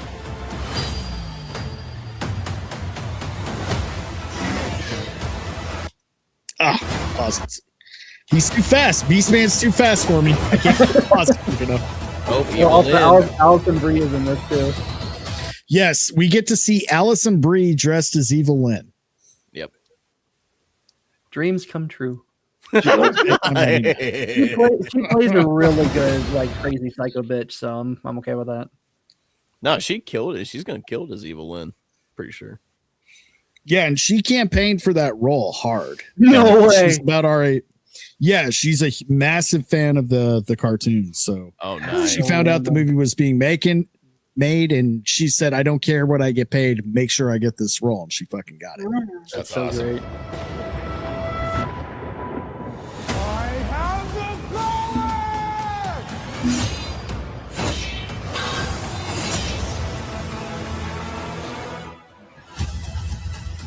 I don't know how you're gonna put the "I have the power" scene in the teaser. Oh, that is awesome, dude. All I needed to see was that, and I was like, "I'm in. Let's do it." Well, let's move into final thoughts. I'm excited. I'm not even cautiously optimistic. I'm actually pretty happy because it has actually a white male lead being a hero and not surrounded by a bunch of idiot HR Karens bringing him down. Wait. Strider, I'll let you keep that thought in your mind, and please do. But we've seen in trailers where it did still look like a strong male lead that ended up still getting cucked in his own movie. In the He-Man show. But fair. However, where are the only like woman around him who's going to have any influence is going to be Tila. So where are the other 3 or 4 different women who are going to be in his love interest shadow? Yeah, this thing again in Black Panther, there's always like a bunch of these women shadowing him. He's never in a scene by himself. It's always him and another woman, and the same thing with every Marvel hero. It's the same. You're surrounded by at least two diverse people, and I don't see that here, and I'm actually pretty happy about that. Well, you guys keep drawing comparisons to Marvel. The only thing this is reminding me of is, and I know I'm the D&D guy here, but this movie is really giving me flashbacks to that D&D movie from a few years ago. It turned out to actually be pretty good. Yeah, no, it was good. I really liked it, but I don't like horrible marketing. Horrible. They killed it. They had woke marketing for a movie that wasn't woke at all. No, they tried to bury it. They definitely did. But I just, aesthetically, visually, I mean, it looks like Masters of the Universe, smells like Masters of the Universe. I mean, the only thing I'm skeptical on is Jared Leto, just because I don't like Jared Leto as an actor. But from what I've seen in this trailer, I'm excited. Like I'm excited to check it out when it comes out. I mean, the show, like, we complained about them showing like the whole movie in the trailer, and like this is a teaser trailer, and like how much did they stuff into a teaser trailer, man? Like it's crazy. But like, so back to what Strider said about with what they mentioned on FNT, and they said that this one of the creators is the guy who did Bumblebee, and Bumblebee that movie Travis gave us like one of the best scenes in like Transformers movies of all time. However, Bumblebee was the best live action Transformer. Yeah, still the best live action Transformer. I don't know. Maybe about the movie, but I remember the opening. And that's it. Yeah, the opening was great to it, but I'm like that Bumblebee movie, which is I mean, you make a good point. Stick in the mud. Well, I'm sorry. We're allowed to nitpick the hell out of everything. I know. I'm just And giving I love it. I would rather us nitpick the nerdy shit than be like, this is woke, this is stupid, this is identity politics, this. I'd rather nitpick the stupid shit. I like wasting time on stuff that doesn't matter. Again, it's kind of like nice. I want to be excited about this, so let me be excited about this. I just see a lot of nostalgia. Like they're leaning into it in the right way possible. I'm all for it. I'm looking forward to this. So same way I'm looking at the Street Fighter trailer dropped a few weeks ago. They're leaning so far into it that it's either going to be amazingly good or just horrible. Yeah, there's probably not going to be a lot of middle. I need like, but I think I'm very optimistic happy with these reboots. I need like 2 clicks off of the Mortal Kombat from the 90s, and I'll be happy. Like, lean into that campiness. You know what I mean? Yeah. Just back it off slightly, but lean into it. Yeah, a little bit more campy. Yeah, just a little camp. And what works with that kind of camp is if it's there, but they don't acknowledge that it's kind of stupid. Yeah, right. You see what I'm saying? They embrace it, seriously, but take it seriously. Yeah, and for everybody here that's didn't grow up on Masters of the Universe or have any idea, does this trailer look appealing?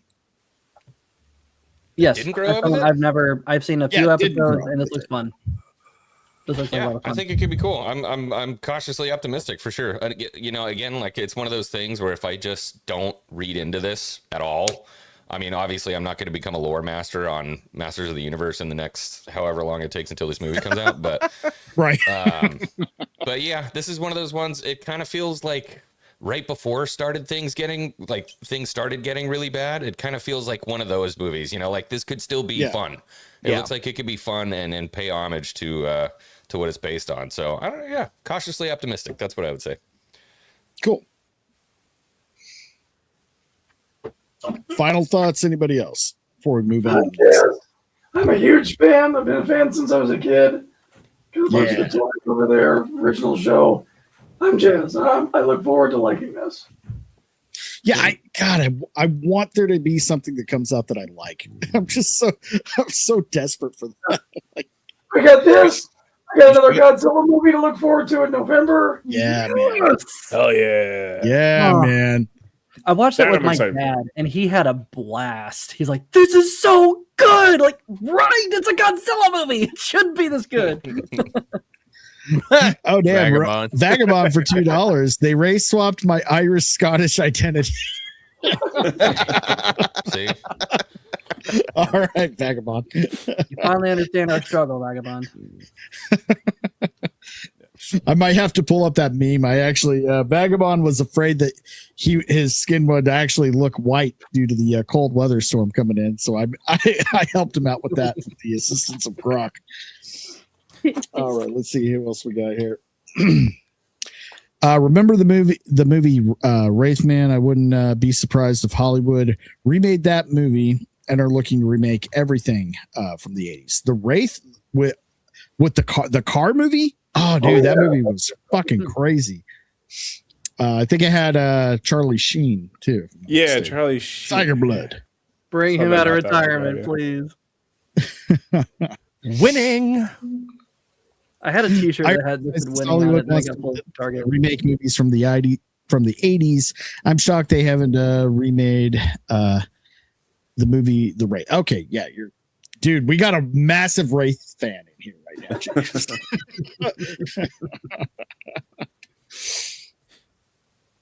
All right, so I wasn't going to touch on this. Heard of this movie?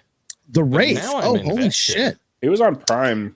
It's probably still there, dude. It's like it is 80s fucking just distilled hardcore 80s. Yeah, hanging out down by the river, being hooligans. I might have to watch this, dude. This looks too good to pass up. Well, it's one. Okay, do you remember when they were doing like there's all of those 80s kind of parody movies that were coming out that were made independently? Mm-hmm. This was one of the movies that inspired those movies. So let me find. Oh, okay. Yeah, Prime's got I don't know if they still do, but they had like a lot of older movies, like a huge library. So yeah, this is awesome, man. On the cover, this is back when things were awesome. On the cover, they put in featuring the music of Billy Idol, Ozzy Osbourne, and Motley Crue. Yeah. Inject it into my dick. What? I'm gonna inject. No, What? An evil force took his life. An unearthly power has brought him back. He is a phantom, a wraith, a cosmic spirit given another chance. I miss Are you Trailer new in town? Yeah. Who's the kid? I turned my back, and the next second he was there. Like magic almost. You ever seen one of those before? Let's just add it to our collection. You got Ron Howard's fucking ugly brother in this shit.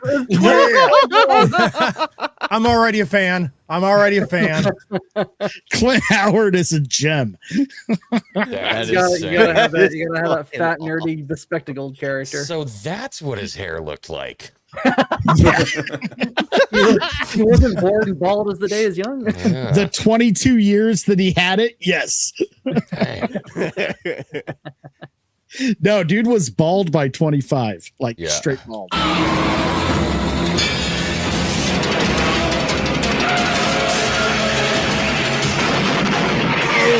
God damn! Oh my God! Kid out there using his car to kill people. Not that it's such a big deal since it's. Randy Quaid. This is a who's who. Yes. So James, I'm glad you brought up this masterpiece of cinema. I might have to watch this. You ready to do some? I'm gonna have to watch this now. Big deal since it seems to be your gang he's got it in for. Grab the shotgun, Mama Luca. This looks awesome.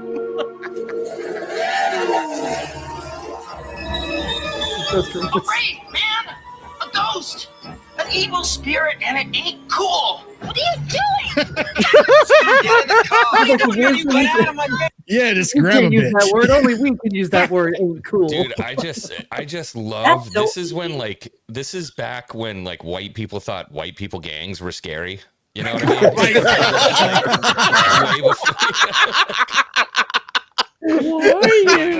Yes. Not that We're the white A person positive gang. blood. No, we're the B positive blood. Yeah. That was awesome. He's wearing a do-rag as a bandana and a headband. Oh, that's a bad cat right Painted there, his brother. leather jacket. He must be from a broken home. Oh my goodness, they're just always hanging down at the community center, causing problems. Yeah. You better be careful down behind the arcade. They'll give you Those boys got Man. Yeah, this movie's just a little bit more mainstream than like some of the others 80s movies like Surf Nazis Must Die, Nuke 'Em High, a lot of those the Truma movies, man. Trauma. There we go. Hey, Burger Boy, you wind up dead like your brother. Yes. Hey, who is that guy? I don't know, but whoever he was, he's weird and ticked off. I miss trailers like this. We need trailers like this back. Yeah. Yeah, so if Lord of the Rings was made in the 80s, this is Gollum right There you go. Oh god. Ticked off.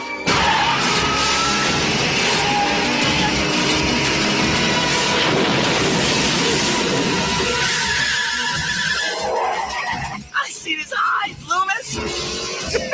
Loomis? The blackest eyes. The devil's eyes.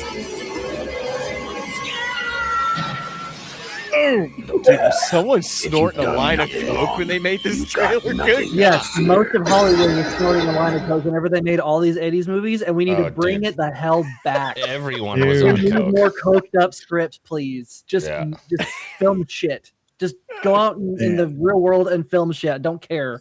Make it funny. Ah, so good. I'm so glad that got brought up tonight. Thank you, James Hurley. There you go. All right. So this one kind of slipped by me under the radar because I don't follow anything Star Wars anymore after everything that's gone on. And I just way too much hurt involved.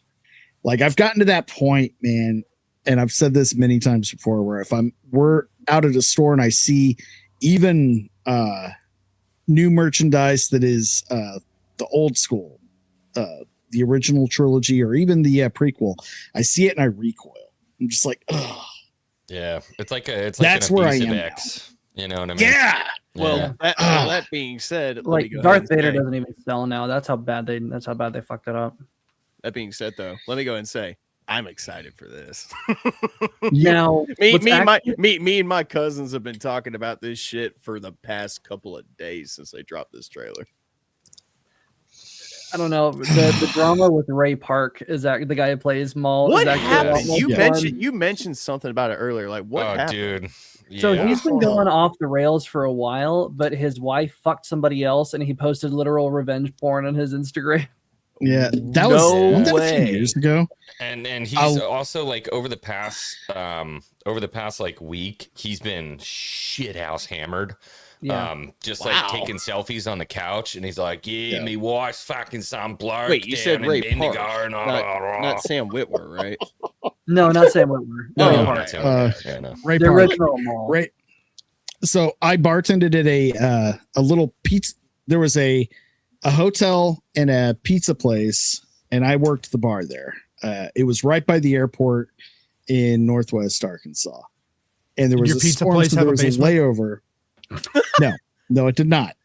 Damn. Anyway, but Ray Park actually went there, and he was drinking, but he was a pleasant guy, nice to be around. We asked him to do a lightsaber thing. He said no. That was about it.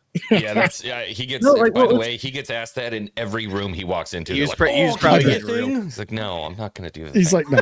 It was actually kind of funny because a couple of years ago, I attended a con where he was there. And it was hilarious. So they had Charles Martinet, the voice of Mario, Brent Spiner, William Frakes, and then Ray Park. The line for Mario was obviously going to be really long. The line for Maul, the line for Ray Park was full to the brim all day, but there was like nobody in line for Brent Spiner or William Frakes. It just kind of made me laugh. But like, the reason it lasted so long because he was talking to everybody. Like I waited in line for an hour and a half because obviously it's Darth fucking Maul. I'm not gonna leave the line. I came here for this, and he's talking to everybody for a good like 5-6 minutes each before he actually signs and does anything. It's like he seems to really love the fans, and fans loved him. But unfortunately, he was totally fucking just nice. People that did recognize him came in. He signed shit. Totally cool to everybody. Good tipper too. And I mean, he's done more than just. I know Darth Maul is what he's known for, but he was also Toad. the original Snake. He was Snake Eyes Toad from X-Men. Yeah. Yeah. And Heroes too. It played a pretty fun role in Heroes. Yeah.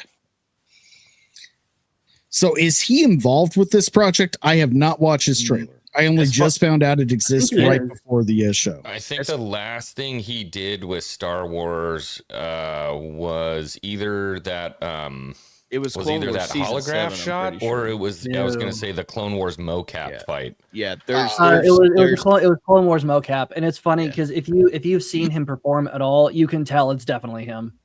Yeah, 100%. Doesn't look all right. I started this and turned it off, so I haven't watched. Let's see what they're doing. Okay, me neither. I avoid Star Wars content from Disney. Just let's see. We've seen him die so many times. Oh, 1313. The game we should have gotten. Times have changed. I will show you the galaxy for what it truly is. Oh wait, what did you say, Vagabond? Good tipper. What do you make you do? Yeah, he was talking about money. Okay. Well, that's mind your business, Vagabond. I mean, he was a Hollywood actor. What was I going to do? Say no? See things from a new perspective. Is this what our future holds? Always running. Oh look, another Jedi survived Order 66. Oh, Fuck you, so Dave this Filoni. is and Fuck this you. isn't even live action. Oh No, okay. this is post episode 3, pre episode 4. You can tell by the stormtrooper helmets, and I only know that because fuck you, Dave Filoni.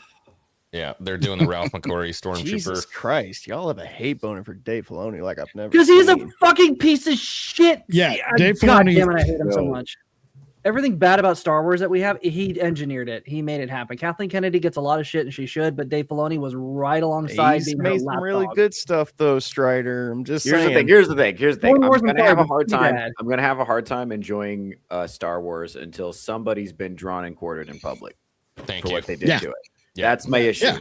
And it's gonna Public- have to be probably public a few people before I feel better, and a few extras just to really drive home the point to Just not do sacrifice this a again. few to George Lucas. Like, Yeah, you like know. just Mm-hmm. it's gonna be it's just gonna be hard for me to trust Star Wars with my heart again until there's been punishment for what's happened to it so far. Well, there's an interesting story behind this, but I'll get to that after the trailer's done.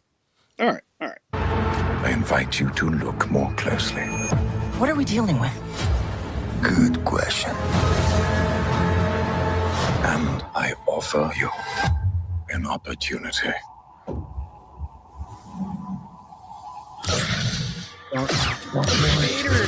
It's red. Fucking Grace Randolph. God damn it. We have all been made to suffer. You know what I hate is if I was in a car accident in, let's say 2011 and I just woke up and they said, oh yeah, Star Wars has been back. Yeah, Here, you want to see the new thing? I'd be like, oh fuck yeah, man. I'm glad to see things are on the up and up. This looks sick. Yeah. Wow. Well, the thing is, I also guarantee you. Did any of y'all remember the book Darth Maul Shadowhunter? I do. Not Shadowhunter. No. Okay, so I'm getting major Shadowhunter vibes from this already. He's hunting down. Well, he was originally hunting down a member of the Trade Federation who was about to betray the plan pre-episode 1. So I guarantee you, though, that's probably it. The same story is supplanted into maybe the Death Star or something.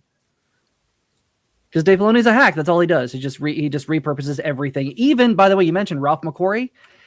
Every single time Dave Filoni animates everything, it's never his own shit. It's always Ralph McQuarrie's leavings. Everything that Ralph McQuarrie ever did, everything he tossed aside, Dave Filoni's like, oh yeah, I'll use that. And then he dresses it in the trappings of, see, I'm honoring the past. Like, no, you just can't fucking make anything. Yes. Oh, Yeah, by the way, yeah, my favorite story about why Dave Filoni is a fucking hack has to do with Sam Witwer, the voice of Maul. He was recording a line. Oh yeah. He was recording a line. Yes, and everybody. I think knows I this. know this story. Yeah, that he you're was talking recording a about. line with. He was recording a line where Matt, the guy who played Anakin, was talking to the ghost of Shmi Skywalker. Say, "Hey, Mom, I'm married. You would like her. I wish you could have met. You would have liked her." And then Sam Witwer's in the booth, being just hired for the Clone Wars, is like, "Actually, Dave, you need to do that again because remember, they already met in Phantom Menace." Yeah. And Dave Filoni didn't know that, which is insane to me. This is a mainline movie that everybody has seen. Dave Filoni can't fucking remember that piece of shit. I hate that man. Jesus Christ. Yeah. Y'all over here. You're making me feel bad over here for being excited about this. You should feel bad.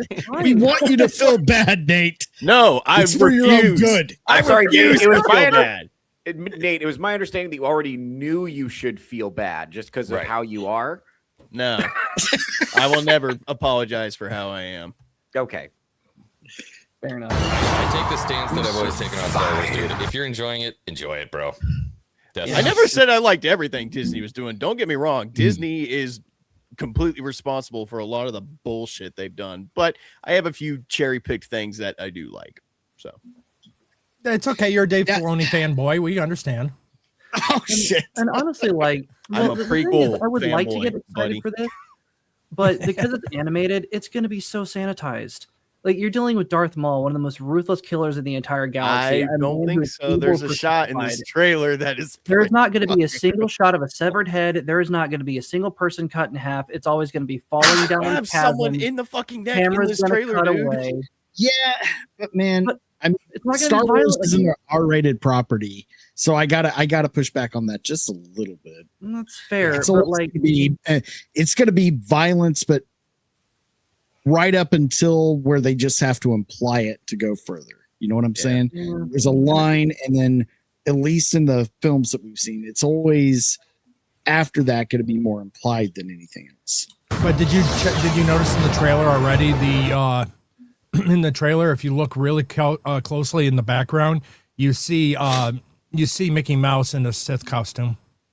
Shit. No, I'm joking. Oh my god! I was like, they're putting hidden Mickeys in. Okay, I'm out. they had a hidden Mickey in Rogue One. I caught it. They did? Did they? Where? Yeah, it was on Scarif. There, one of the X-wings gets shot out of the sky and explodes, and it looks like a hidden Mickey. Oh, Jesus! Man, I mess when they just wrote "Sex in the Clouds" in the line. Yeah, really. Yeah. Bring back Sex in the Clouds. Friend of the channel. Hide a dildo on the VHS cover for Little Mermaid. You know, bring back the dong on the Little Mermaid VHS. Yeah. You know, wholesome degeneracy. Come on. Yeah. Family friendly degeneracy. We even did degeneracy better back in the 90s. But do not live.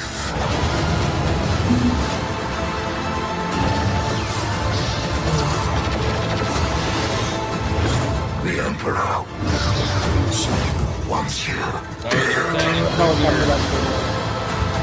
Chains can be broken. Hang on. Are we gonna Okay, get the you know, it makes backstory me- why he dies like a fart. Do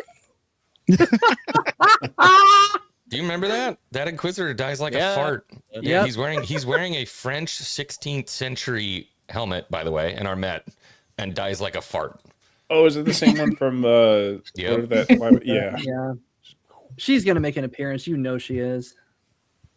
Maybe, well, they got to try to. Cool, well, they need to make a second chance at selling her lightsaber. I mean, And what else is Dave Filoni supposed to spank off to, besides Ahsoka? Yeah. They're gonna reboot the original trilogy, but it's gonna be Ahsoka and plates of Luke Skywalker, guarantee it, and Han Solo, but not Leia. I shudder to think how many times Dave Filoni wanked off to that scene where he got Ahsoka and a fart in the same one. It's just like, oh yeah, this is my thing. No man, it's worse than that. I don't even think he's waking off to it. I think that he's like in his room putting on red makeup like Ahsoka and a headdress, and then he puts on Goodbye Horses and starts dancing in purple. Peanut butter on his nars. Come here. I would do me. Would you fuck me? I'd fuck me. I think we're alone now. He's got a juice box out. It puts the orange body paint on its skin, or it gets the hose again. That's Dave.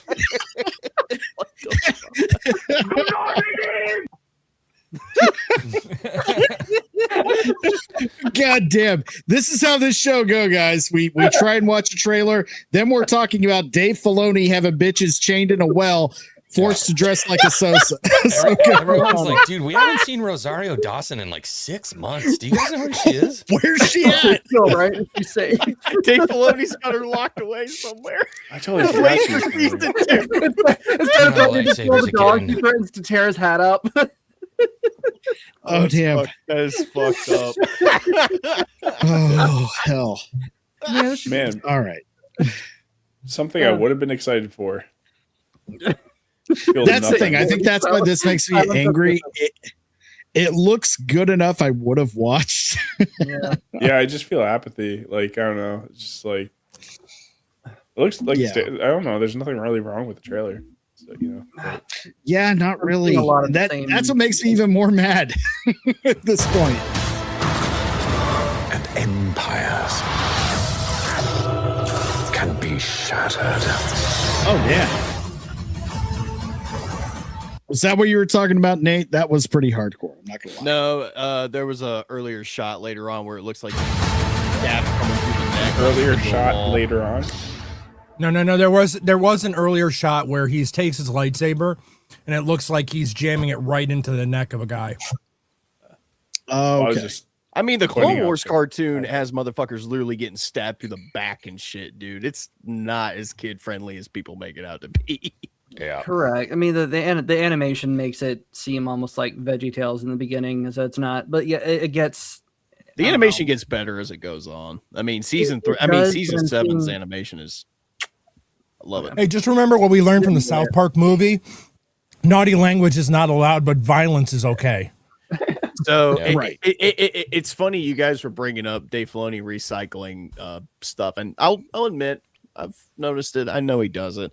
So he's recycling something else with this. So I guess before Disney bought Star Wars in 2012, when George Lucas was pitching his idea for what his sequel trilogy would be, one of his ideas was that Maul was going to come back and be like the main central villain for for the sequel trilogy. Yeah. He was also going to train a Twilight apprentice with red skin that you might have spotted in this trailer. Oh, she is a character. She's a character that is also in Star Wars Legends, Darth Talon. So I guess this is Dave Filoni kind of taking George Lucas's vision for what he was going to do. He's kind of adapting it. So like even worse than that though. That was a video game. They were actually creating a Darth Maul video game that apparently was going to be really serious and really I remember that. Again, Darth Talon. Did you see But then Lucasfilm bought it and canceled it for some reason, and they're just reusing the same old stuff that they did then. I'm getting that vibe. Yeah, but apparently that's what this show is kind of like based on. It takes place like in between episodes 3 and 4. He's going after these different crime syndicates and kind of building his own, and that's what leads to where he's at, like in some of the later movies like Solo and even going into Rebels, apparently. Just let the guy die. Annoying because I would like. Oh, he is dead. Like canonically, he's dead. Obi-Wan fucking killed him. Yeah. Like Sam Witwer is great as a great actor. He was a great Maul whenever he appeared. But I'm just like we know how it's going to end. We know how it's the same. Disney has been doing this how many times where they kill off a character and then let's show you a story for this character whose story is ended. So nothing that you're watching is going to change the outcome of you just watching their death. And keep in mind, I'm so tired of the prequels. I'm so tired of just prequel to stuff. Because like we saw Maul die. We already seen Maul do his thing in Clone Wars. We see Maul do his thing in Rebels. And like it doesn't matter because we see him die. None of it matters. None of it's going to play out. There's nothing. There's no story. Strider, no, Strider. You got to keep in mind, as we learned with Ahsoka, and we learned with the Obi-Wan Kenobi show, you don't die from lightsabers anymore. No, they're barely an inconvenience. Yeah, so of course that's why Maul is back. I'd forgotten about that actually. Yeah, you forgot about that. Dear God, this man's been cut in half. Oh, by a lightsaber? He's going to be fine. Just put him back together. Not just an adult getting stabbed, a child getting stabbed, by the way, but the lightsaber. Like, but I'm the black sheep and the odd man out on this one, but I'm looking forward to this. I mean, I've been a Clone Wars. You're fine. I've been a Clone Wars good to have, forever, and I'm excited for it. If you want to hold out hope that they're going to get better or that this is good, and if it turns out to be good, let us know. All joking aside, but I am in the same camp Theo's in, and a lot of us are in, where we're not going to try. No, I'm not. Don't get it twisted. I'm not saying you guys are. I'm not saying you guys are in the wrong for feeling like that. Don't worry. I get it. I have a question. Is the panel filled? Huh? Is the panel filled? Let me see what I got here. 2, 4, 6, 7, 8. Yeah, we're full. But does anyone know from the chat? Because I don't know much about Star Wars, and I don't want to feel like I'm kind of like. You're good, Toasty. Toasty, if you want to bounce because she's sick of hanging out with nerds, that's cool. No, I don't know anything. I feel like I'm not saying anything. I'm not saying much, and I feel like like maybe Vaughn or like someone else could like. Well, Vaughn, I believe it. I think he's at a comic convention right now. He's just Yeah. at the chat. I'm not going to watch this unless it's on VHS. There you go. No, you good. I got to peel out. I got to peel out as well. I'm at my 2 hour mark. I got to go take care of the wife. But right on. You know what? This is a good time. We're actually done with the majority of our topics tonight, which is saying a lot. If you know this show, if we got through at least a handful of the topics, and we're doing good. So we're going to go ahead and go around the horn and start doing a wrap up. We'll start with our guest, Xwing. Where can people find you next, man? I changed my name. It's not Xwing anymore. I'm over Star Wars. It's Swing now. There you go. Swing. I'm done with it. You got to swing. Swing. You heard it here first, folks. Swing. Swing. All right, dude. You're going over on Project Egg Roll, right? Yes, yeah. So I'm headed over to Project Egg Roll. We're going to start in about 30 minutes here. If you want to subscribe to my channel, it is Xwing 5. I've just been doing a lot of gaming recently. We're working our way through Resident Evil, and then obviously the big project, Daughter's Revenge. Did we drop a link in the chat? I think we did. Yeah. Please, go check it out. We're running a super short campaign, so get in while you still can, and then we'll be taking this thing on the road. So be sure to stay tuned. Stay tuned to my channel, Jay's channel, History of Pirates, because we'll be probably coming to a city near you. Hell yeah, man! Oh, do you guys plan on making the next Vegas meetup? I think it's in August this year. I don't know, dude. Let me know if you do, dude. Hell like yeah! But I'm also in Vegas in like 6 days, so I'll send you a message. Oh, fuck yeah, we're there. We'll get dinner or something. Yeah.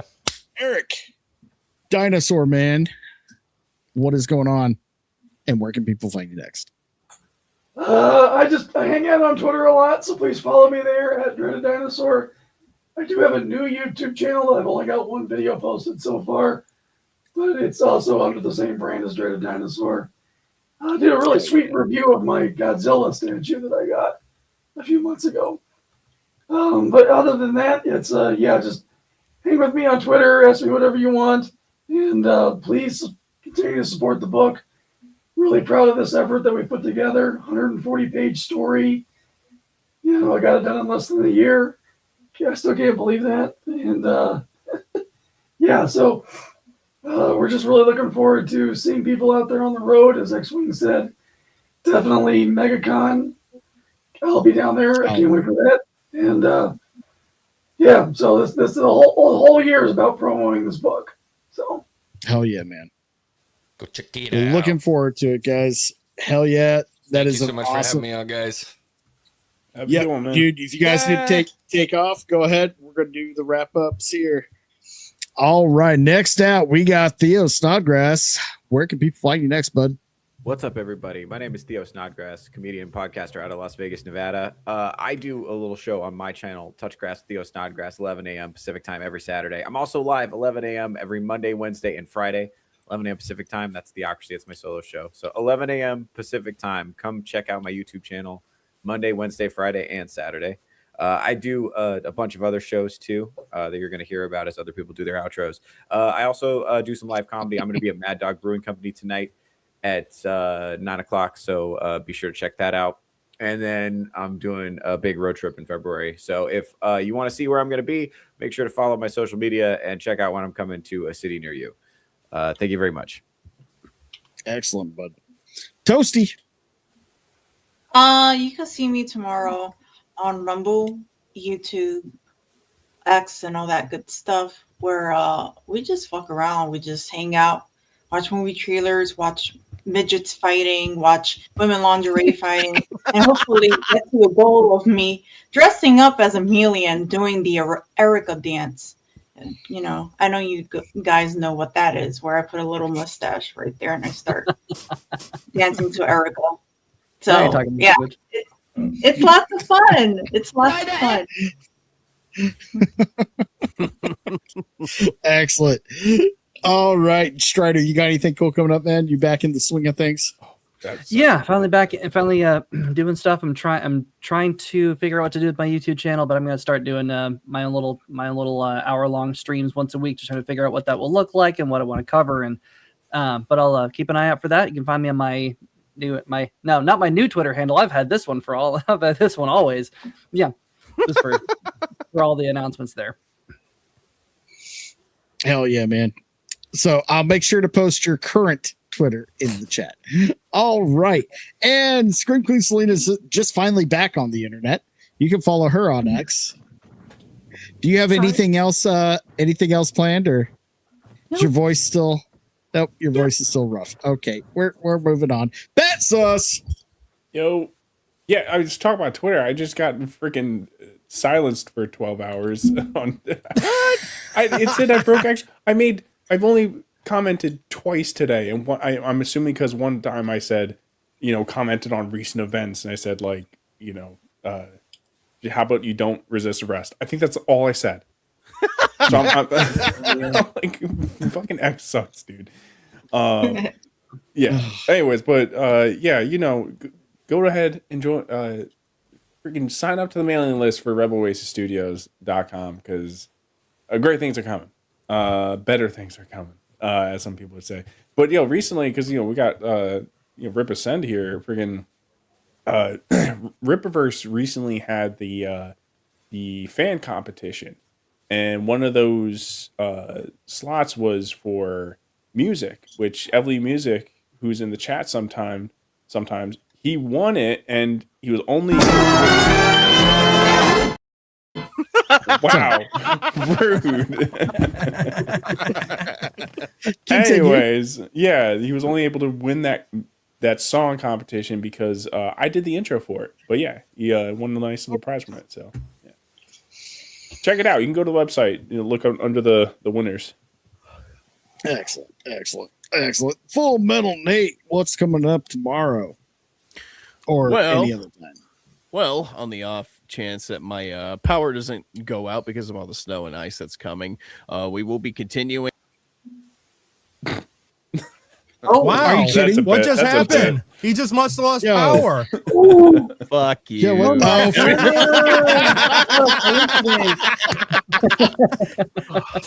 that would have really sucked if that actually just happened. That would have been hilarious if that actually happened. You should have just kept me out of the show for like the remainder of the show right there. Just go with it. No, but if the power doesn't go out, tomorrow we will be continuing Curse of Strahd. It'll be episode 26. We haven't played since December, so I'm kind of anxious to get back to that. Over on the movie side of things, over on my Full Metal Critic channel, I am working on a review for the newest Chris Pratt movie, Mercy, right now. So it was a lot of fun. It was a lot better than what I thought it was going to be. But probably get a review posted for that probably in a couple days. And that's about it for me, dude. Hell yeah, man. All right. Next up, we got Mr. Producer, Drunken Emerald Arrow. Where can people find you next? Coming up next in about 30 minutes over on my channel is insert title here. We're going to be ranking 90s snacks and drinks. Oh, so if you remember them or not, I've also put the link in our group chat, so all are welcome. Then on Tuesday at 6 p.m. PST on my channel is Nerds Covering the News. And then on Thursday at 6 p.m. PST on my channel is All the Good Titles Were Taken, which is my solo show where I watch video and react to it. Oh, and in addition to that, all of next week, I may be on jury duty, so that's awesome. God, my soul just my soul just felt that one. You hear jury duty, you're just like, ugh. See, I got to admit, jury duty sounds terrible, but it is my bucket list to be on one like super high profile life or death jury trial once in my life, where a man's life literally hangs in the balance of my opinion. You're like Stanley Hudson from The Office. I get to sit around and judge people, and I get a free lunch. Go ahead. I'm taking a quarter into. I'm just gonna take a quarter in. If I actually get seated in a trial, and then I'm going to walk in after the trial and I go, okay, heads, he's guilty. Tails, he's not. Oh, look at that, Tails. He's not guilty.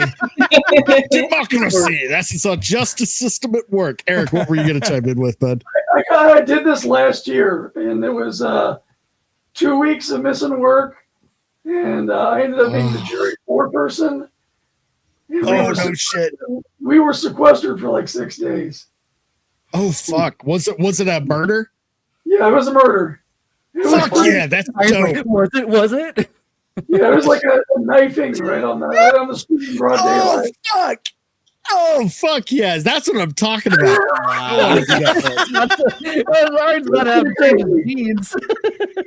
The thing of it is, it's like we weren't there to determine his guilt. That was already determined. We were doing sentencing. Even better. It was whether or not he was going to go to a loony bin hospital or go into regular prison. And we had one holdout for 5 days. Oh, was the holdout for prison or for the loony bin? Iron wants to hear all about it. I want to know if I can finish. And the rest of us are like, no, he knew what he was doing.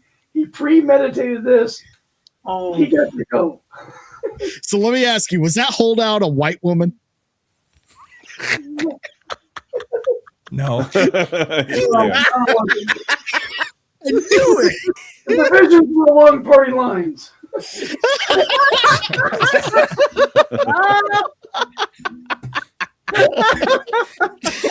like I can hear her voice with the way he described her. I hope I never have to do it again. But, you know.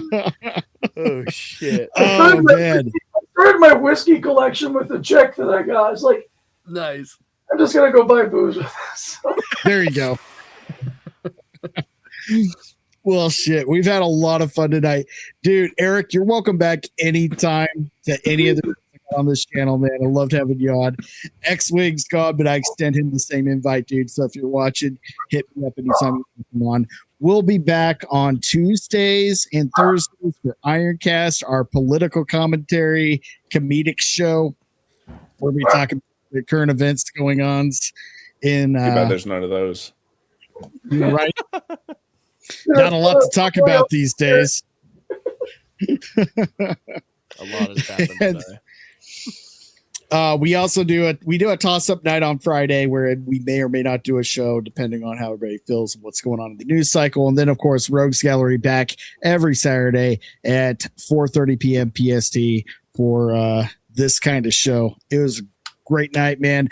I'm wishing you, Erik and Jay, or Erik, Xwing and Jay, all the success in the world with this comic book. I can't wait to get it in my hands and read it myself.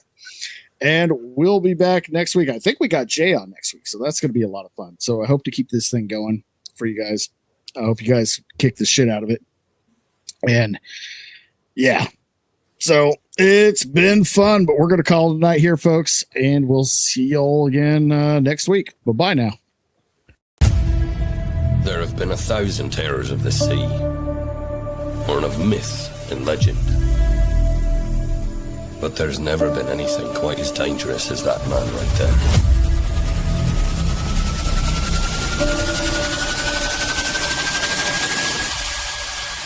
Jonathan Reed.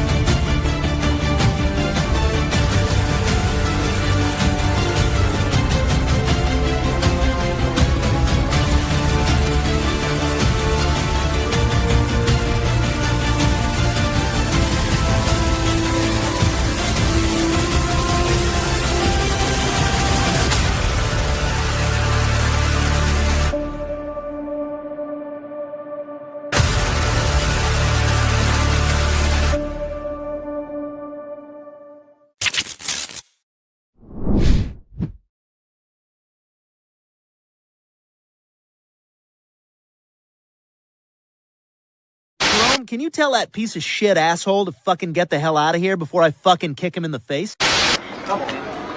Gentlemen, this is Democracy Manifest. Have a look at the headlock here. See that chap over there? Get your hand off my penis! This is the bloke who got me on the penis before. Get some cups. Why did you do this? Get some cups. For what reason? What is the charge? Eating a meal? A succulent Chinese meal? Oh, that's a nice headlock, sir. Oh, yes. I see that you know your judo well. Good one. And you, sir, are you waiting to receive my limp penis? Now, get your hands off there. Ta-ta and farewell. I love you. Fuck off.